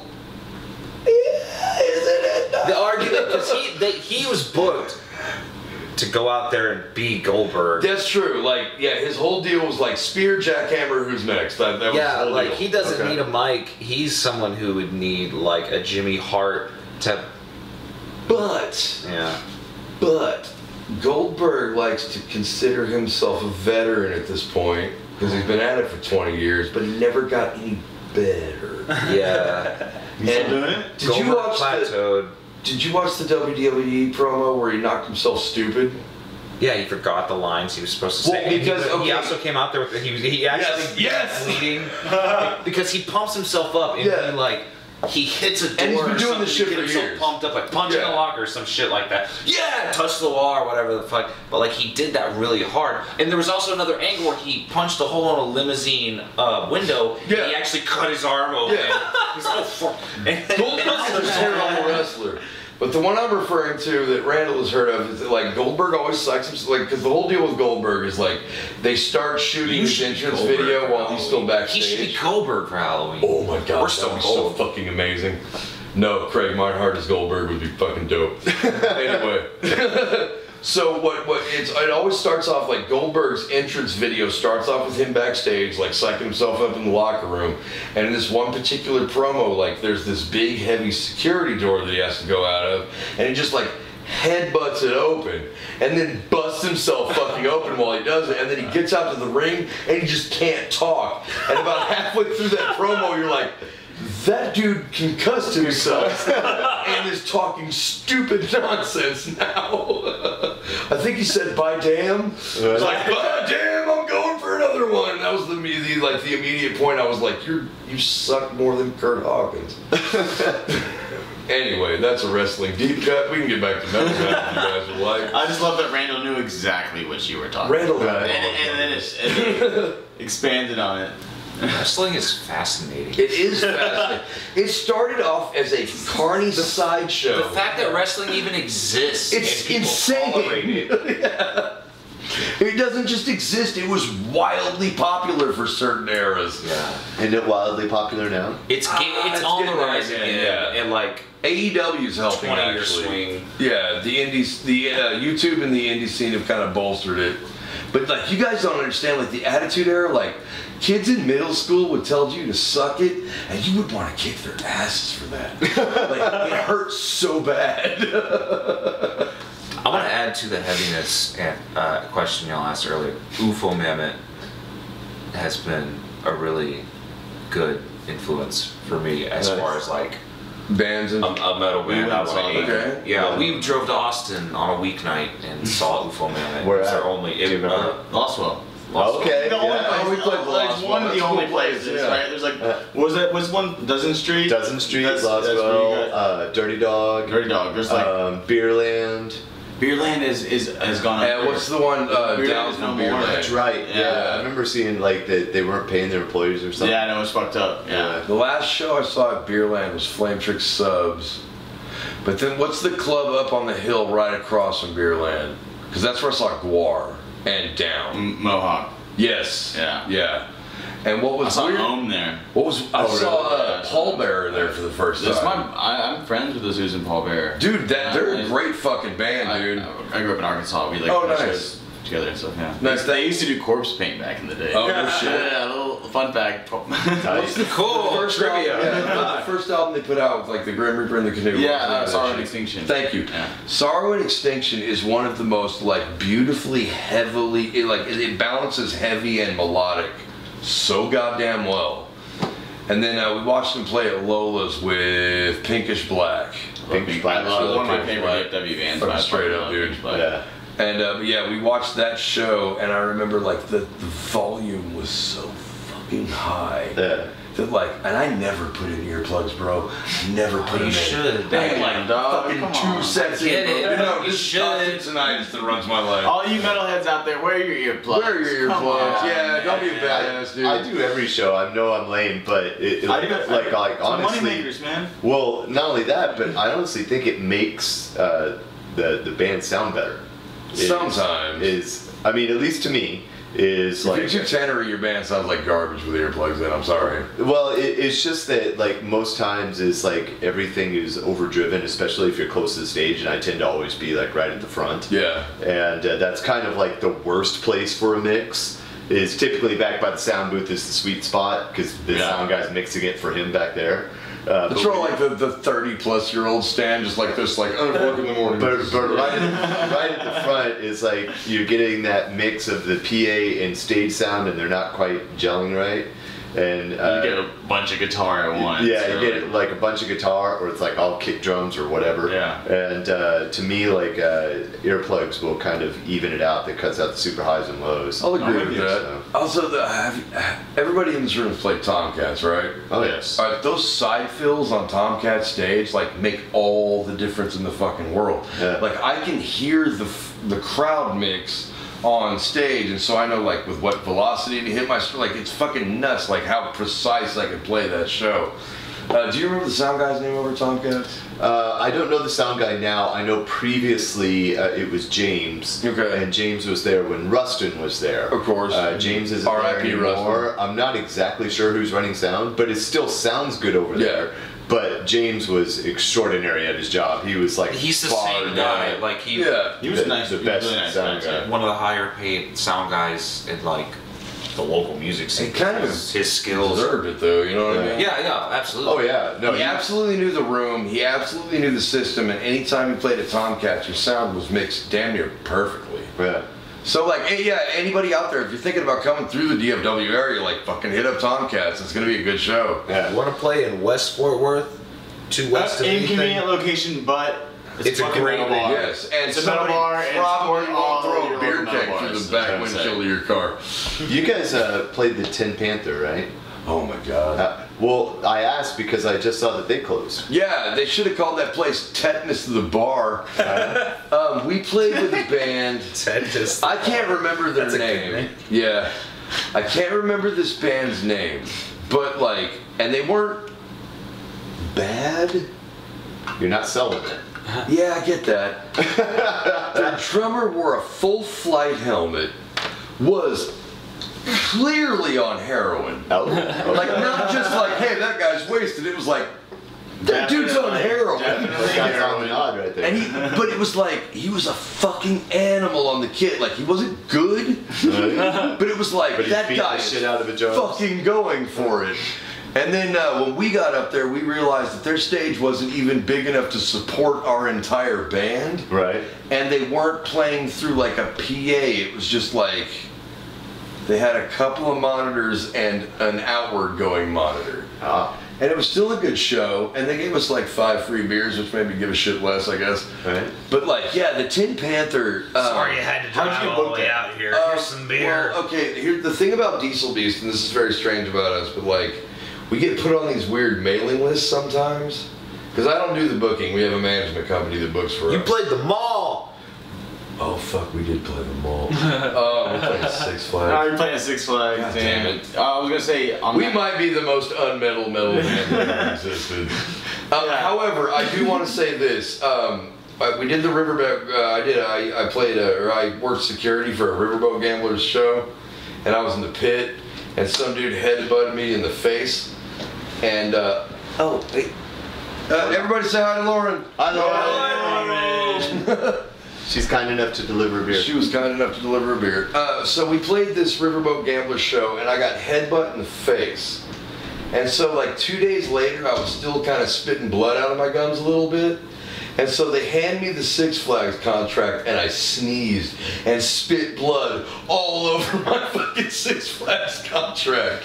So I feel like I still have a little bit of street cred. not there. enough. Not enough. Not enough. Yeah. Hey, I have a 6-year-old, and he wants free roller coasters. Eat my dick. Oh, man. That's a good deal. That's a good deal right there. Yeah.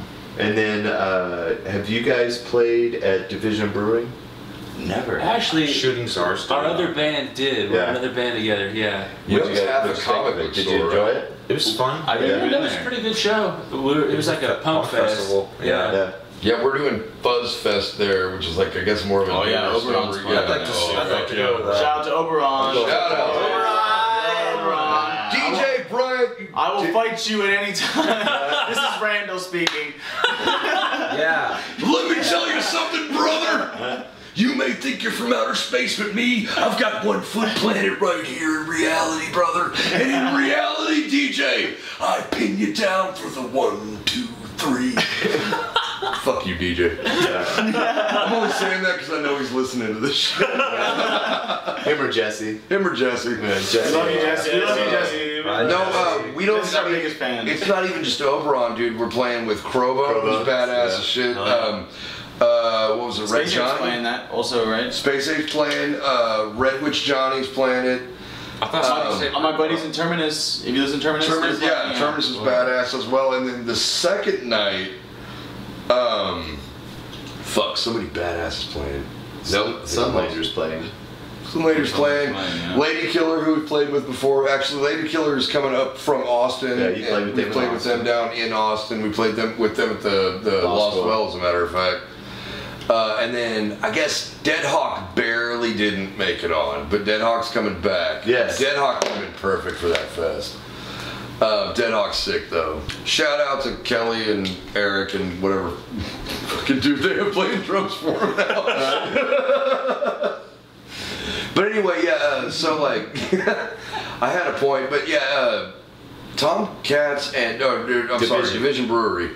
Division Brewery is this cool place Craig told me about a couple of shows ago, and he was like, it's a craft beer hut that's connected to a comic book store. Yeah. And they love metal, I hear. And I spent more on comic books than I did on beer that night because I found the entire Lobo Invented site. They give the fans free beer. And the beers. They do. We get like 5 free beers, and their beer is strong, bro. Yeah, they do. Oh yeah. They have this Imperial Red that's like 9.6. Yeah. I drank like 4 of those, and then went to my girlfriend's house and just like passed out on her couch. So how's the local draw when you guys play there? Like, does people come out just because it's like a show? We had a decent set. Anton Olson, do you guys know Anton Olson? Anton Olson helps out. He's done a couple of crafts. He did your dugouts, right? Yep.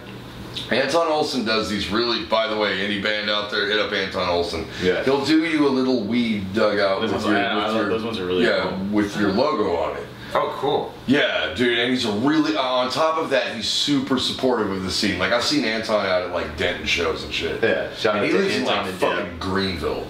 Like, dude just loves local metal, but he just moved to Fort Worth, and Anton, like, straight up told me, he's like, he's about to start promoting crazy out there for everybody. Yeah. So hit up Anton Olson, man. He'll promote your show and possibly get you some merch. Yeah. We've only played there twice. Both times we had really good shows, but we were part of like kind of like a bigger fest. Like the last what show we're we doing, played yeah. is we played Anton's birthday bash. Yeah. And then before that we were part of this punk and metal fest. So I've both, played a few of those punk versus metal shows.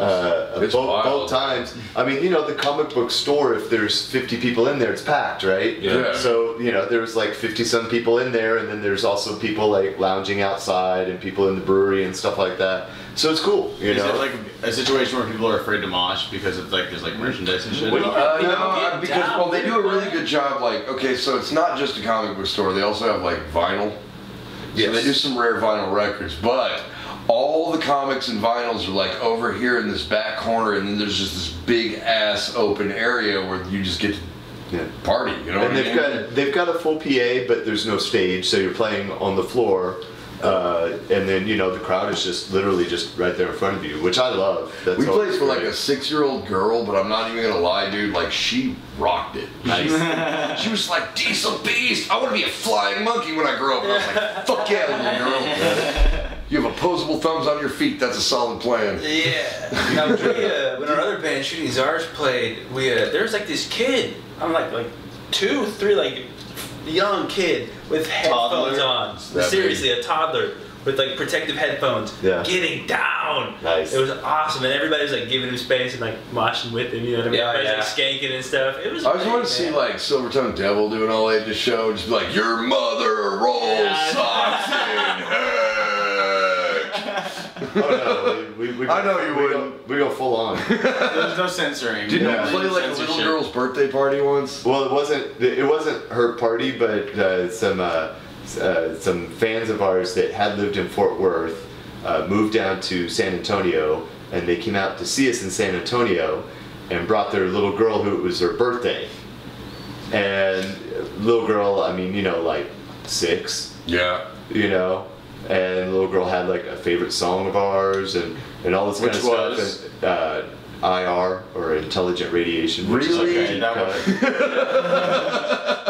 She's like, "Are you gonna play that song?" It's like, we don't have that one ready. I'm sorry. Not even for her birthday? I know, but we didn't have. Wow, Silver Tongue Devils. I know. We didn't have it ready because, you know, we had a new guy in the band. So. Oh, okay, yeah, no. Shout out to That happens. I am the same guy. I know. Yeah, right? Yeah. Nice. And but yeah, it's like there was never thought of like toning it down. We actually played an all ages show at the last, I'm gonna probably say it wrong, in Houston. There's this place that's pretty famous, like Last Cafe or Okay.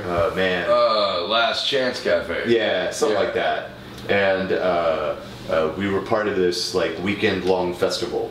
And, you know, they had like a TV crew out there like filming it because they do it every year. It's this big thing. Mm-hmm. And we were playing like on Saturday night, and it's all ages. It's like literally, because it's like you're playing in the back, and they got this big nice stage and everything like that. And they've got like a sand pit in front where like during the day people play like volleyball, but then, you know, people are just like chilling on blankets, like watching the bands and stuff like that. And it was a a varied lineup. It's like you had like blues, you had like reggae, you had like a couple of punk bands, and then us. And it's like, hey, you guys are following a Sugar Ray cover band. They just want to fly. And yeah, like we definitely scared some people, and then but crazily enough, some people stayed and stuff like that. But I'm looking around at like the kids and the families and stuff like that. I'm like, you guys probably aren't going to enjoy this. But Sex crime of the century. Yeah, no. I like how you preface some songs with some historical background. Right, yeah. I always try to work in like little factoid or something. No, I love it. Yeah, every time you're like, you explain it. You learn something. Take something from it, you know? It's like, you leave just a little bit smarter. I'm not gonna lie though, I would love to see Monogamizer play like a Wet and Wild. Right. Welcome to Hurricane Harbor. This one's called Religious Fervor. My favorite is when Randall says, "Everybody shut up." Everybody shut up. And everybody shuts up. Right. It works every time. Every time the crowd's like, oh. The fuck did this guy just say? Huh? I've told so many people about your stage presence specifically, Randall, and every time they get what I'm saying, they're like, that sounds hilarious. And I'm like, you don't understand. I've never heard a frontman just talk more open shit to his crowd than you, but it works. Right. That our first show this year at Backyard on Bell, I thank the crowd for being focused. Because I mean, it was a full room, but just mental moshing. Just thank you all for paying attention. Just the funniest for shit all though. being so intent. Like everybody you played a song, everybody starts screaming, you get mad applause, and Randall just like waits for the applause to die down. Just like, yeah, thanks. Do you guys? Fuck, dude, that's so great. Do y'all have a show of what you that stands out as like a best show, or like one where the crowd was just great? The really last got one it. we played, The house show. That was one of my seriously least was favorite great. sets. But like, Brandon thinks I'm his so performance was sorry I bad, missed that. but the audience performance was great. yeah. I And there was a heard bunch that of show people was who came fucking out and great. got It was what they great. wanted, which is Yeah. weird for a set that we play, because like Yeah. Combat got their shit knocked over because everybody was going so crazy. Hard, Man, but I love the I dudes in kicked Combat, ass. but Combat has absolutely no fucking control over their crowd. Combat's control, their crowd goes fucking nuts, dude. Those kids tear shit up. Yeah. I love them for it, but Jesus Christ, you can't take them anywhere. You guys also had a killer show at the house party that Joe had put on. Oh yeah, shout came out out to and saw Joe. you- saw you guys He used at. to play. He used to play in the Monogamizer. Yep. Yeah, that's right. Yeah, Joe, who's now playing in Lament Configuration. Lament Configuration. Shout out to them too. So that was another house Awesome party you dudes. guys killed at. That was a great show. That was a good one, I think my man. favorite show this year was at Double Wide. Double Wide? Double Wide Wide's such a was cool sick. club. We played with Sunless. Sunless is an awesome band from Minneapolis. That was one of those shows where like, you're Barrington. happy to be Oh, wow. the worst musician in the room because like all those drummers are just unbelievable. Right. Yeah. Like You're just selling yourself short. You have to keep up with this shit, which has a Primus breakdown. It's like, hey man, this song's in 11/16. Good luck. See you in 3 minutes. So what's the hardest song to play live? That's a really good question because you guys have nuts of songs. So I think it's I guess it In varies for Neptune. each of us. it's either a Neptune or Religious Vigor. Religious figure, yeah. What do you think? man, so we've got a new one called Purgatory's Hype Man, and for one thing, it's just like what 7 minutes. It's just long, Right. So it's like it's just exhausting anyway. But that's got some pretty fast stuff for me. There's lots of different changes in it. It's super varied. The riffs I wrote on that is stolen from a classical, like a early 20th century classical guitar piece and a Sepultura riff. Nice. And I kind of just like melded them together, and that's that whole song. There you go. Can you divulge which Sepultura riff? Oh, Or what song it's from? it was definitely from Arise. I think it's like Desperate Cry or Desperate something. Cry, Or maybe okay. Desperate Cry or Dead Embryonic Cells. Yeah. Or one of those. Nice. One of those first. Yeah. We all have those. Diesel Beast has a song called Space Queen that if you really listen to it, it's Fan of the Opera by Iron Maiden. Way the fuck I fucking down. love Iron Maiden, by the Dude, way. everybody Yeah. should love Iron if you're sitting in this room, you should fucking love Iron Maiden. Love fucking Maiden. And Black Sabbath. There's no metal. There's no band more metal than Black Sabbath. I don't care if fucking hard. My fiance and I met at a Sabbath concert. Oh shit! Yeah, I mean we already knew each other, but that's when we started hanging out. And we both like knew all the words, and nobody else in our group did. So we kind of was like. Was it Sabbath with Ozzy or Sabbath with Dio? Oh, it was the most recent time they played Dallas. Okay. It was the farewell show. Farewell without. Dude, I was at that show at Jackson. No Bill Ward. Dude, no, it was John Tempesta. John Tempesta played like a fucking 12-minute drum solo, bro. That's right. And when you look at Rob Zombie, when you look at Rob Zombie though. No, he's not Bill Ward, but John Tempesta is badass. Yeah, he is badass. I will say. You watch a Rob Zombie show though, and it's like skeleton Dan with a skeleton tripping from a dead dog died. Then he slaps the bass a bunch of times. And then you watch like John Tempesta with Black Sabbath, and you're like, oh, that guy can actually like do some shit. Yeah, because he does not step out with Rob Zombie. He was instantly the best musician in Sabbath. Yeah. As soon as he. And am I wrong? Where was Five Finger Death Punch opening that show? I think it was Royal Sons. Whoever it was, I immediately looked at the band and was like, so I'm showing up for Sabbath. Yeah, I didn't see Royal Sons. Yeah. But they opened the show. I don't care for that band. I don't know what to say that on the podcast. No, fuck that. Fuck you. But they opened the show. First, I saw an online set list and I was like, this is gonna be so fucking great. So I sat in the parking lot and got way too baked. And then came inside for half of NIB. Which, as a bass player, is my favorite Black Sabbath song. They did play Hand of Doom. I was stoked on that. They also played fucking Children of the Grave. Like, it was such a good goddamn show. But Jason and I from Diesel Beast made a note. Black Sabbath didn't do anything. Like, we went and saw Iron Maiden, and Iron Maiden was all over the fucking stage. The Book of Souls tour. And Steve Harris is like, I've done it in Miami, and he like sticks his fucking leg up on the mic and like starts doing Bruce Dickinson's everywhere. Dude, Black Sabbath, they flying over the crowd. Was anybody else? Were any of you other guys at the Iron Maiden Ghost show?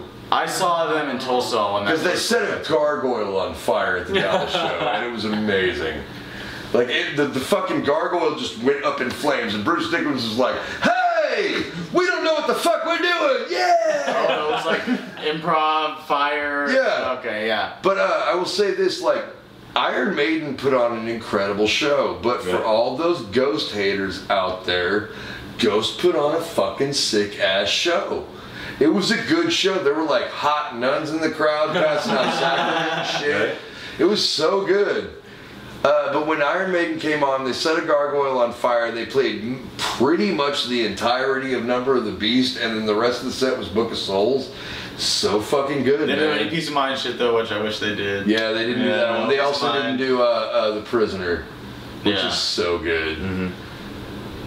Did Children of the Damned? They did do Children of the Damned. They also did Phantom of the Opera, which Bruce Dickinson does not do much live nowadays because Paul Di'Anno's such a cockbag. Yeah. Also, hot take from Warlord Radio, Paul Di'Anno quit being such a cockbag. Yeah, fuck him.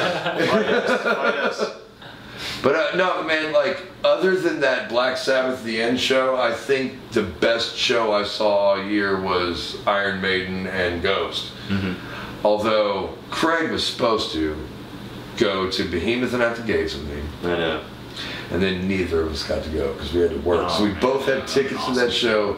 And we apparently missed a mate. It was the Bomb Factory?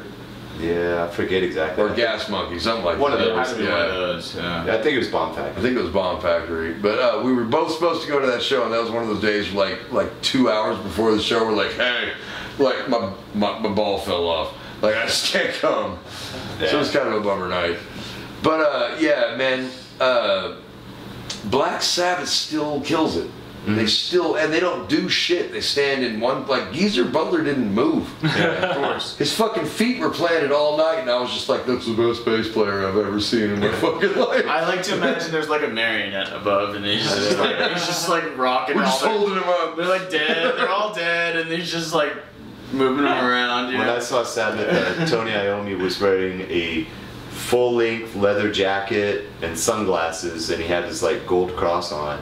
in Texas in September. And I'm like, that's literally the only human that can pull that off. Yeah. But he does because it's Tony Iommi. It's Tony Iommi, and He's playing like the greatest riffs ever. And we've talked about this on this show before. I would like to see if Monogamizer agrees, but if you play metal, you owe homage to Tony Iommi. Every riff. He's written every metal riff. Like, every metal riff has already been explored by that one dude, and you're just expanding on it, right? Am I wrong? They're all in one song, too. Yeah. It's like all Into the Void. Like, that has every little riff. Yeah, seriously. But I mean, and we've talked about this before, but Black Sabbath, the track Black Sabbath on the album Black Sabbath by the band Black Sabbath, first metal song ever recorded, but those tritones changed my entire fucking life, dude. Like, I was listening to Tears for Fears and Jethro Tull and shit. Man, I love Tears for Fears and it's like, and I was like, I was done, man. I was like, I want to play Satan's music now. I had heard Ozzy first. Are you serious? And what was the first Ozzy song you ever heard? Mr. Crowley? No, it was probably like Crazy Train. Yeah. Okay. It was probably like Crazy Train. You know, something pretty mainstream. And I loved Ozzy as a little kid, but it took me a few years to go back and hear Sabbath. Yeah. And it was immediately like, what the fuck is this? Like, this is totally different. Yeah. And I just didn't know. Still stands the test of time, man. Listen to that Black Sabbath The first riff, Black man. Sabbath album is so fucking good still. Yeah. You know what I mean? So, okay, well, this opens a new line of questioning. Like, what is the first metal album that each member of Monogamizer ever heard? Metal album. Damn. And like, see, I'm not saying it didn't even necessarily. Like, No. Like, it doesn't even have to be the most influential album on you. okay. What got you into that kind of shit in the first place? Because you can say Korn. Man, so, I was like raised on VH1 Classic, and my dad was really into like hair metal. VH1 Classic was or is. I was raised on Van. I am not gonna be one. I am gonna say this: if Poison was your first band, then like we can't be friends anymore. But I'm not saying that about all hair metal. Like, there was good hair metal. Definitely wasn't Poison.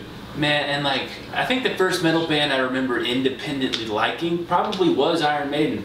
Bass was my first instrument. Steve Harris, like I spent fucking hours in my bedroom just like Dude, yeah. Well, I mean, you've heard us play. Like, that's all I do is triplets, man. Like, oh my god. Yeah. Like, there's another way to play? Like, What the fuck is a pick? Yeah. I'm doing pentatonic major in triplets and still sounds fucking metal. Yeah, right? So, okay, Iron Maiden for you, Randall. Curious. Super curious, actually, because you're weird. I want Randall to be like Mr. Bungle, album I but really a broken speaker. The first metal album I really dived into was Toxicity. Yeah, Really? I saw Chop Suey on TV. You know what, man? I will hate on a lot of new metal all day because it's, quite frankly, it's fun. No, it is. But like, System of a Down was something different. They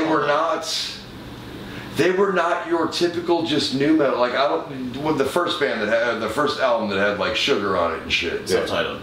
The self-titled album, like, dude. You cannot deny Soil. I've always thought it'd be a cool idea Yes. to cover Soil because that's not an easy song to play, and it's not an easy song to play and do vocals to. No System of a Down is easy to do vocals to. Right. But I always with like people who are just learning a strong instrument, I advise System of a Down. It's fun, easier, or learn stuff that you like. I feel like System of a Down, if you're a metalhead, is kind of like one of those bands like Nirvana. If you just want to learn how to play guitar, it's like, it's not necessarily that there's like great musical influence band, but it's like they're a really good jumping on point because it's very accessible. You know what I mean? Like, I can play. There was a time when I was learning how to play that I learned every Nirvana song ever. And then, of course, I like transcended that and got probably better at guitar than Kurt Cobain, if I'm being totally honest. But like, you can't deny how influential that music was. Kind of the same as Metallica. You can talk shit about Metallica all day. When I found Metallica, they were what I listened to for like 6 months. Like when I finally, when I got around. System of a Down taught me how to play an instrument. Yes, I can confidently say that. I will absolutely. Aerials is one of the first songs I also, if I want to be totally real, as a bass player, I am right about the age where Korn was huge. Of course. And as a bass player, that was the first time I looked at another bass player in a mainstream band and were like, "You are a dog shit bass player." Yeah. Fieldy sucks. Fieldy fucking sucks. He's got that fart tone. I'm better than fucking fart Fieldy. tone, man. I'm throwing. This is a Warlord Radio hot take. Carrek Coleman better than fucking Fieldy from Korn. You jackass. Aim higher. That's a little bar. I don't play bass. I'm probably sure I could play better than Fieldy. So. Yeah, no, you absolutely could. Man, if you play more than one string, you're probably great. Right? His is just like. It's that fart tone. It's that just fart tap. tone. It sounds like some All he's doing is tapping flatulence. along with the drums. Yeah. And if you want to get into there's another hot take. The first 2 Korn albums, Life is Peachy and the self-titled album, for what they were doing as far as defining a genre, you don't really get much better than that. Like, new metal was not a thing, but you heard that first Korn album, you're like, this is different. This is not what everybody else is doing right now. Right. And so there will always be a soft spot for that first Korn album because nobody else was really doing that. And then Cold Chamber came out and we're like, we're going to write songs about ice cream trucks and they're all going to sound like Korn. Max Cavalera admitted that The Roots was inspired by Korn's first album. Like they intentionally ripped that off. Oh yeah. For sure. Because it was, like Korn, Quintessential, man. Tool had already started doing drop D metal. And quite frankly, if we're going to go way back, Soundgarden had already started doing drop D metal. Melvins, man. Melvins. That's like one of my favorite bands. Fucking Melvins, man. Like Soundgarden started doing that shit like after hearing Melvins. I totally see that. Well, didn't Black Flag later on say play? My War era, like 84 Black Flag. Yeah. Black Flag. I'm a punk at heart. I started out. My dad was a huge punk, so that's what got me into it. But then My War era, like they started melding the metal with that, and like they signed like St. Vitus. St. Vitus, one of my favorites. Yeah. But they're overlooked because they were like because they weren't quite as good as Candlemass, but I saw Candlemass in Bulgaria. Dude. Bro. I went out there for like, it was like basically the Edge Fest of Bulgaria. And Candlemass played at like noon on a Sunday. You know, I still would rock it. It was incredible. It was incredible, man. Yeah. They're one of my favorite doom bands. They're one of my favorite bands. I was listening to Candlemass yesterday. I love Candlemass. Yeah, for sure. And Doomicus Epicus Metallicus is one of those albums that just, I don't care how many times you listen to it. I don't care how many generations of metal come out after it. I don't care how many soundtracks it's on. Like Doomicus Epicus Metallicus like just stands the test of time. It's such a great fucking album all around. Absolutely. All of it is the atmosphere of it. Like I even love the new shit. The new album fucking me too. Tony Iommi's on it also, yeah. But no, I mean they always just they play like such great heavy riffs. They always add in like really interesting melodies. Always have amazing singers, and you know. I love Candlemass. Yeah. Well, Messiah Marcolin, who the second vocalist. Yeah. You are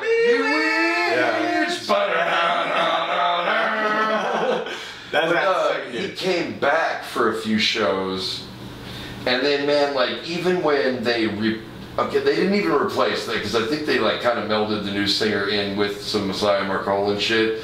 But like when Messiah Marcolin is with Candlemass, Candlemass is at its best. Right.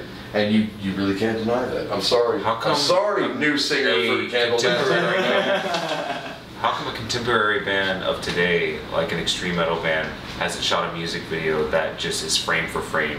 Bewitched. That Bewitched video. That video is so bad. Oh, It's I know. Awesomely bad though. Yeah. It's like they carry him out of the casket, you know. And Yeah, no, it's great. And Yeah. then they're like all headbanging in the graveyard Oh. and stuff like that. me and my buddy in Bulgaria, we were like Yeah. moshing and like pointing at you are the way.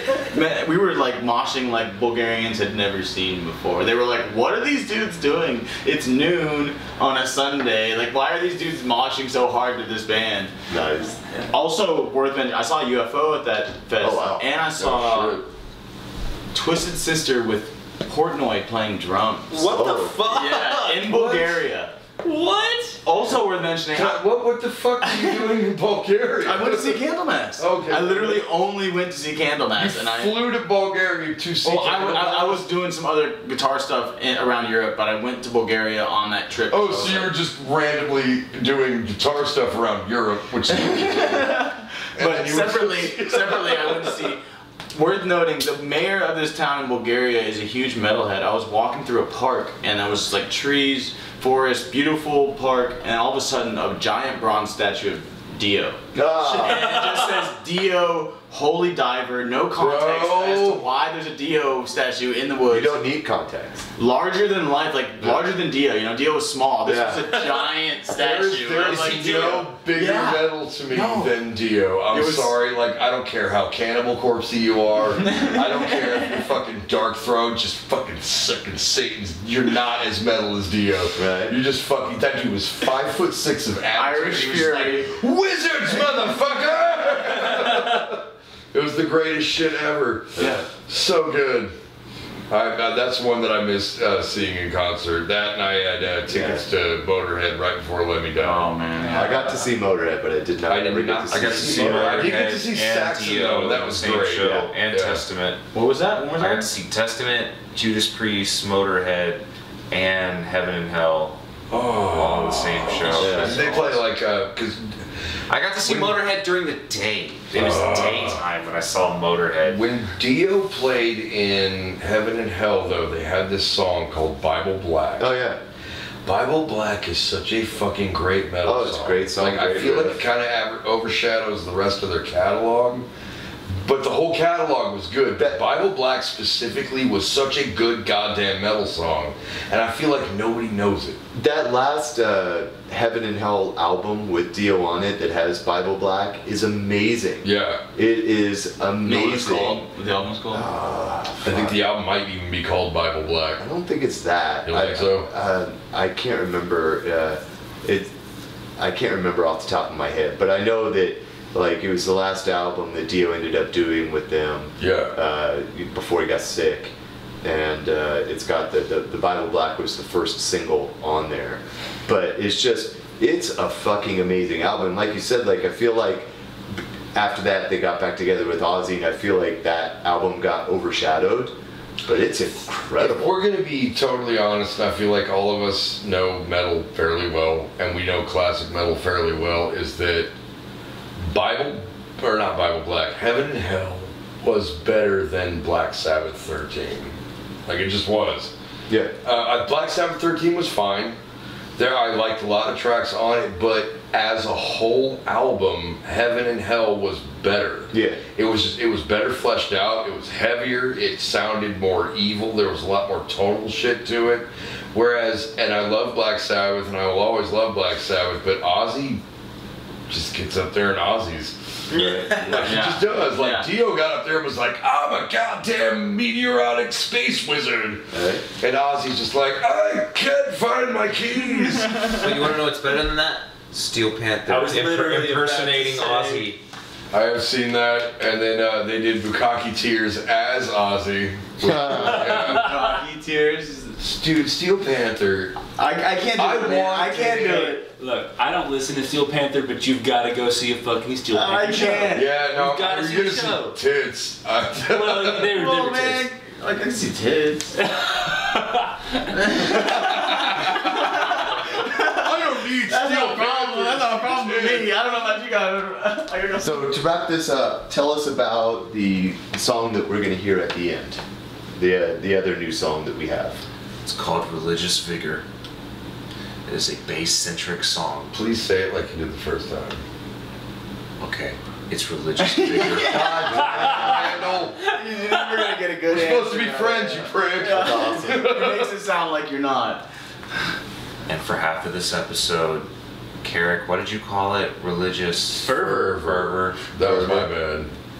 I wanted to call it curvaceous figure. Curvaceous figure. I said no. It rhymes with religious figure. Right. Nothing. So it's called a hinge rhyme. I'd like you to call it Slam rhyme. gregarious curvature. So both of the songs that we're playing are going to be on the new album, Yes. right? And are you guys doing like a cassette release, or are you putting it out So far on it's just a LimeWire? CD, but I'd like to put it on tape. Deep web only, yeah. Yeah. There you go. Sheet music. You gotta have a Tor browser. Sheet music only. No, hopefully CDs. We're just gonna like ship it out to a bunch of different labels as far as like in other countries even. You know? Yeah. Just to see because That's so another much onto step it. in booking in Japan, just seeing shopping it over there and seeing how far we can get. Yeah. I think you guys would actually go over very well in Japan because it's not like, yeah, you're a metal band and yeah, you're an American metal band, but the influences go so much deeper than that. Even than like, you know, anybody on the scene that boasts like they have eclectic influence, like, you don't fucking touch Monogamizer. Yeah. Monogamizer is about to hit you with like Jocko.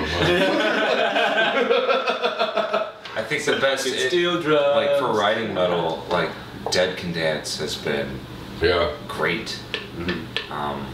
Check them out. They're one of those bands that they've been around for 30 years. They have more albums than stars. Right. So good luck getting into them. You'll find a song. That was kind of how I felt about Monogamizer though. Like you already had like a couple of like demos under your belt. When I first heard you guys, I was like, what even That is first this? album was an insane amount of effort. Yes, I understand that. But it was so good. I don't know, man. You guys did a great I'm job. proud of it still. We've been in the band for like 2 years now. We still haven't released anything, so we're really like excited. Yeah. And that's something I like about this album is I feel like it finally sounds like Like what you guys. Monogamizer has been for the longest period of time at this point. Is like, And the future of all music. this changes. That's a big boast, and I appreciate you making it on this show. I love the fact that you're like, hey, listen, here's a hot take on Warlord Radio. We are the future of music. There's no coming back from this. Obviously, the future of music too. Yeah. Well, clearly. Whoa. That's I don't even know where to go from there. Like, he just killed the show. He's like, hey, just so you don't, like, in case you don't know, this is the gladiator of heavy metal. I feel like we got to just end it there. Because, Yeah, we really do. Everything else. We don't need to do another it's episode. Climactic. So, where can we find you guys on all your social media so they can pick up all this amazing metal music? Right. Brother. At Monogamizer on Instagram. And Yeah, it's on Bandcamp. It's the only Monogamizer on Facebook. Google it. I It'll believe show that. up. It'll show up. Soon we'll have physical copies of the album. Soon we'll have tape. I just want all of you to know that even if you buy Monogamizer shit, Randall's probably still gonna hate you for You will it. never be Right. pleased. Yeah. And are you going to have all new merch to go with the album? We'll see. Yeah. Nah, man, you guys have the best fucking t-shirts. We'll see. I mean, I gotta make it. Yeah. So make it. You made our best t-shirt, man. Randall has the one now that's like the human centipede Jesus. You Right. know? I want that shit so bad. I don't just want that shit. I want to wear that to parent-teacher conferences. Everyone inverts the cross, but no one adds 8. Extra. It's That's true. legit. People like don't know what to make of it, but they know they're mad. Like it's not right. Whatever the fuck it is. Put it into words And why. I This think is not how Jesus is supposed to be. I think that's the beauty of Monogamizer and Randall's. that cross. I built it with 8 torsos. Love. Randall in general, I think it's just like you don't know what the fuck he's talking about, what it's about. You don't but have to know it's follow his offensive. vision, yeah. You know it's offensive, and you know that he is trying to pull something over on you. So on all social media, we are pretty much at /Monogamizer. Is that where we're at? Yeah. All right. So what is the last song you're gonna send us home with? It's called Religious Vigor.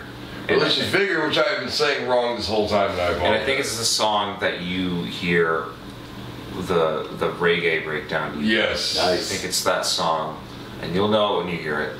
Okay. So, ladies and gentlemen, what? Huh? Sorry, continue. No, you continue. You're the guest. All right. Fuck. Pull it off. Oh, I think he's mistaken about the reggae part. I know what reggae part he's talking about. And we can't even It was the song decide. before. Corpse in that hole. Oh shit, what up? Here comes that boy. Shit, what And with up? that, Ladies and gentlemen, we have Monogamizer with Religious Vigor.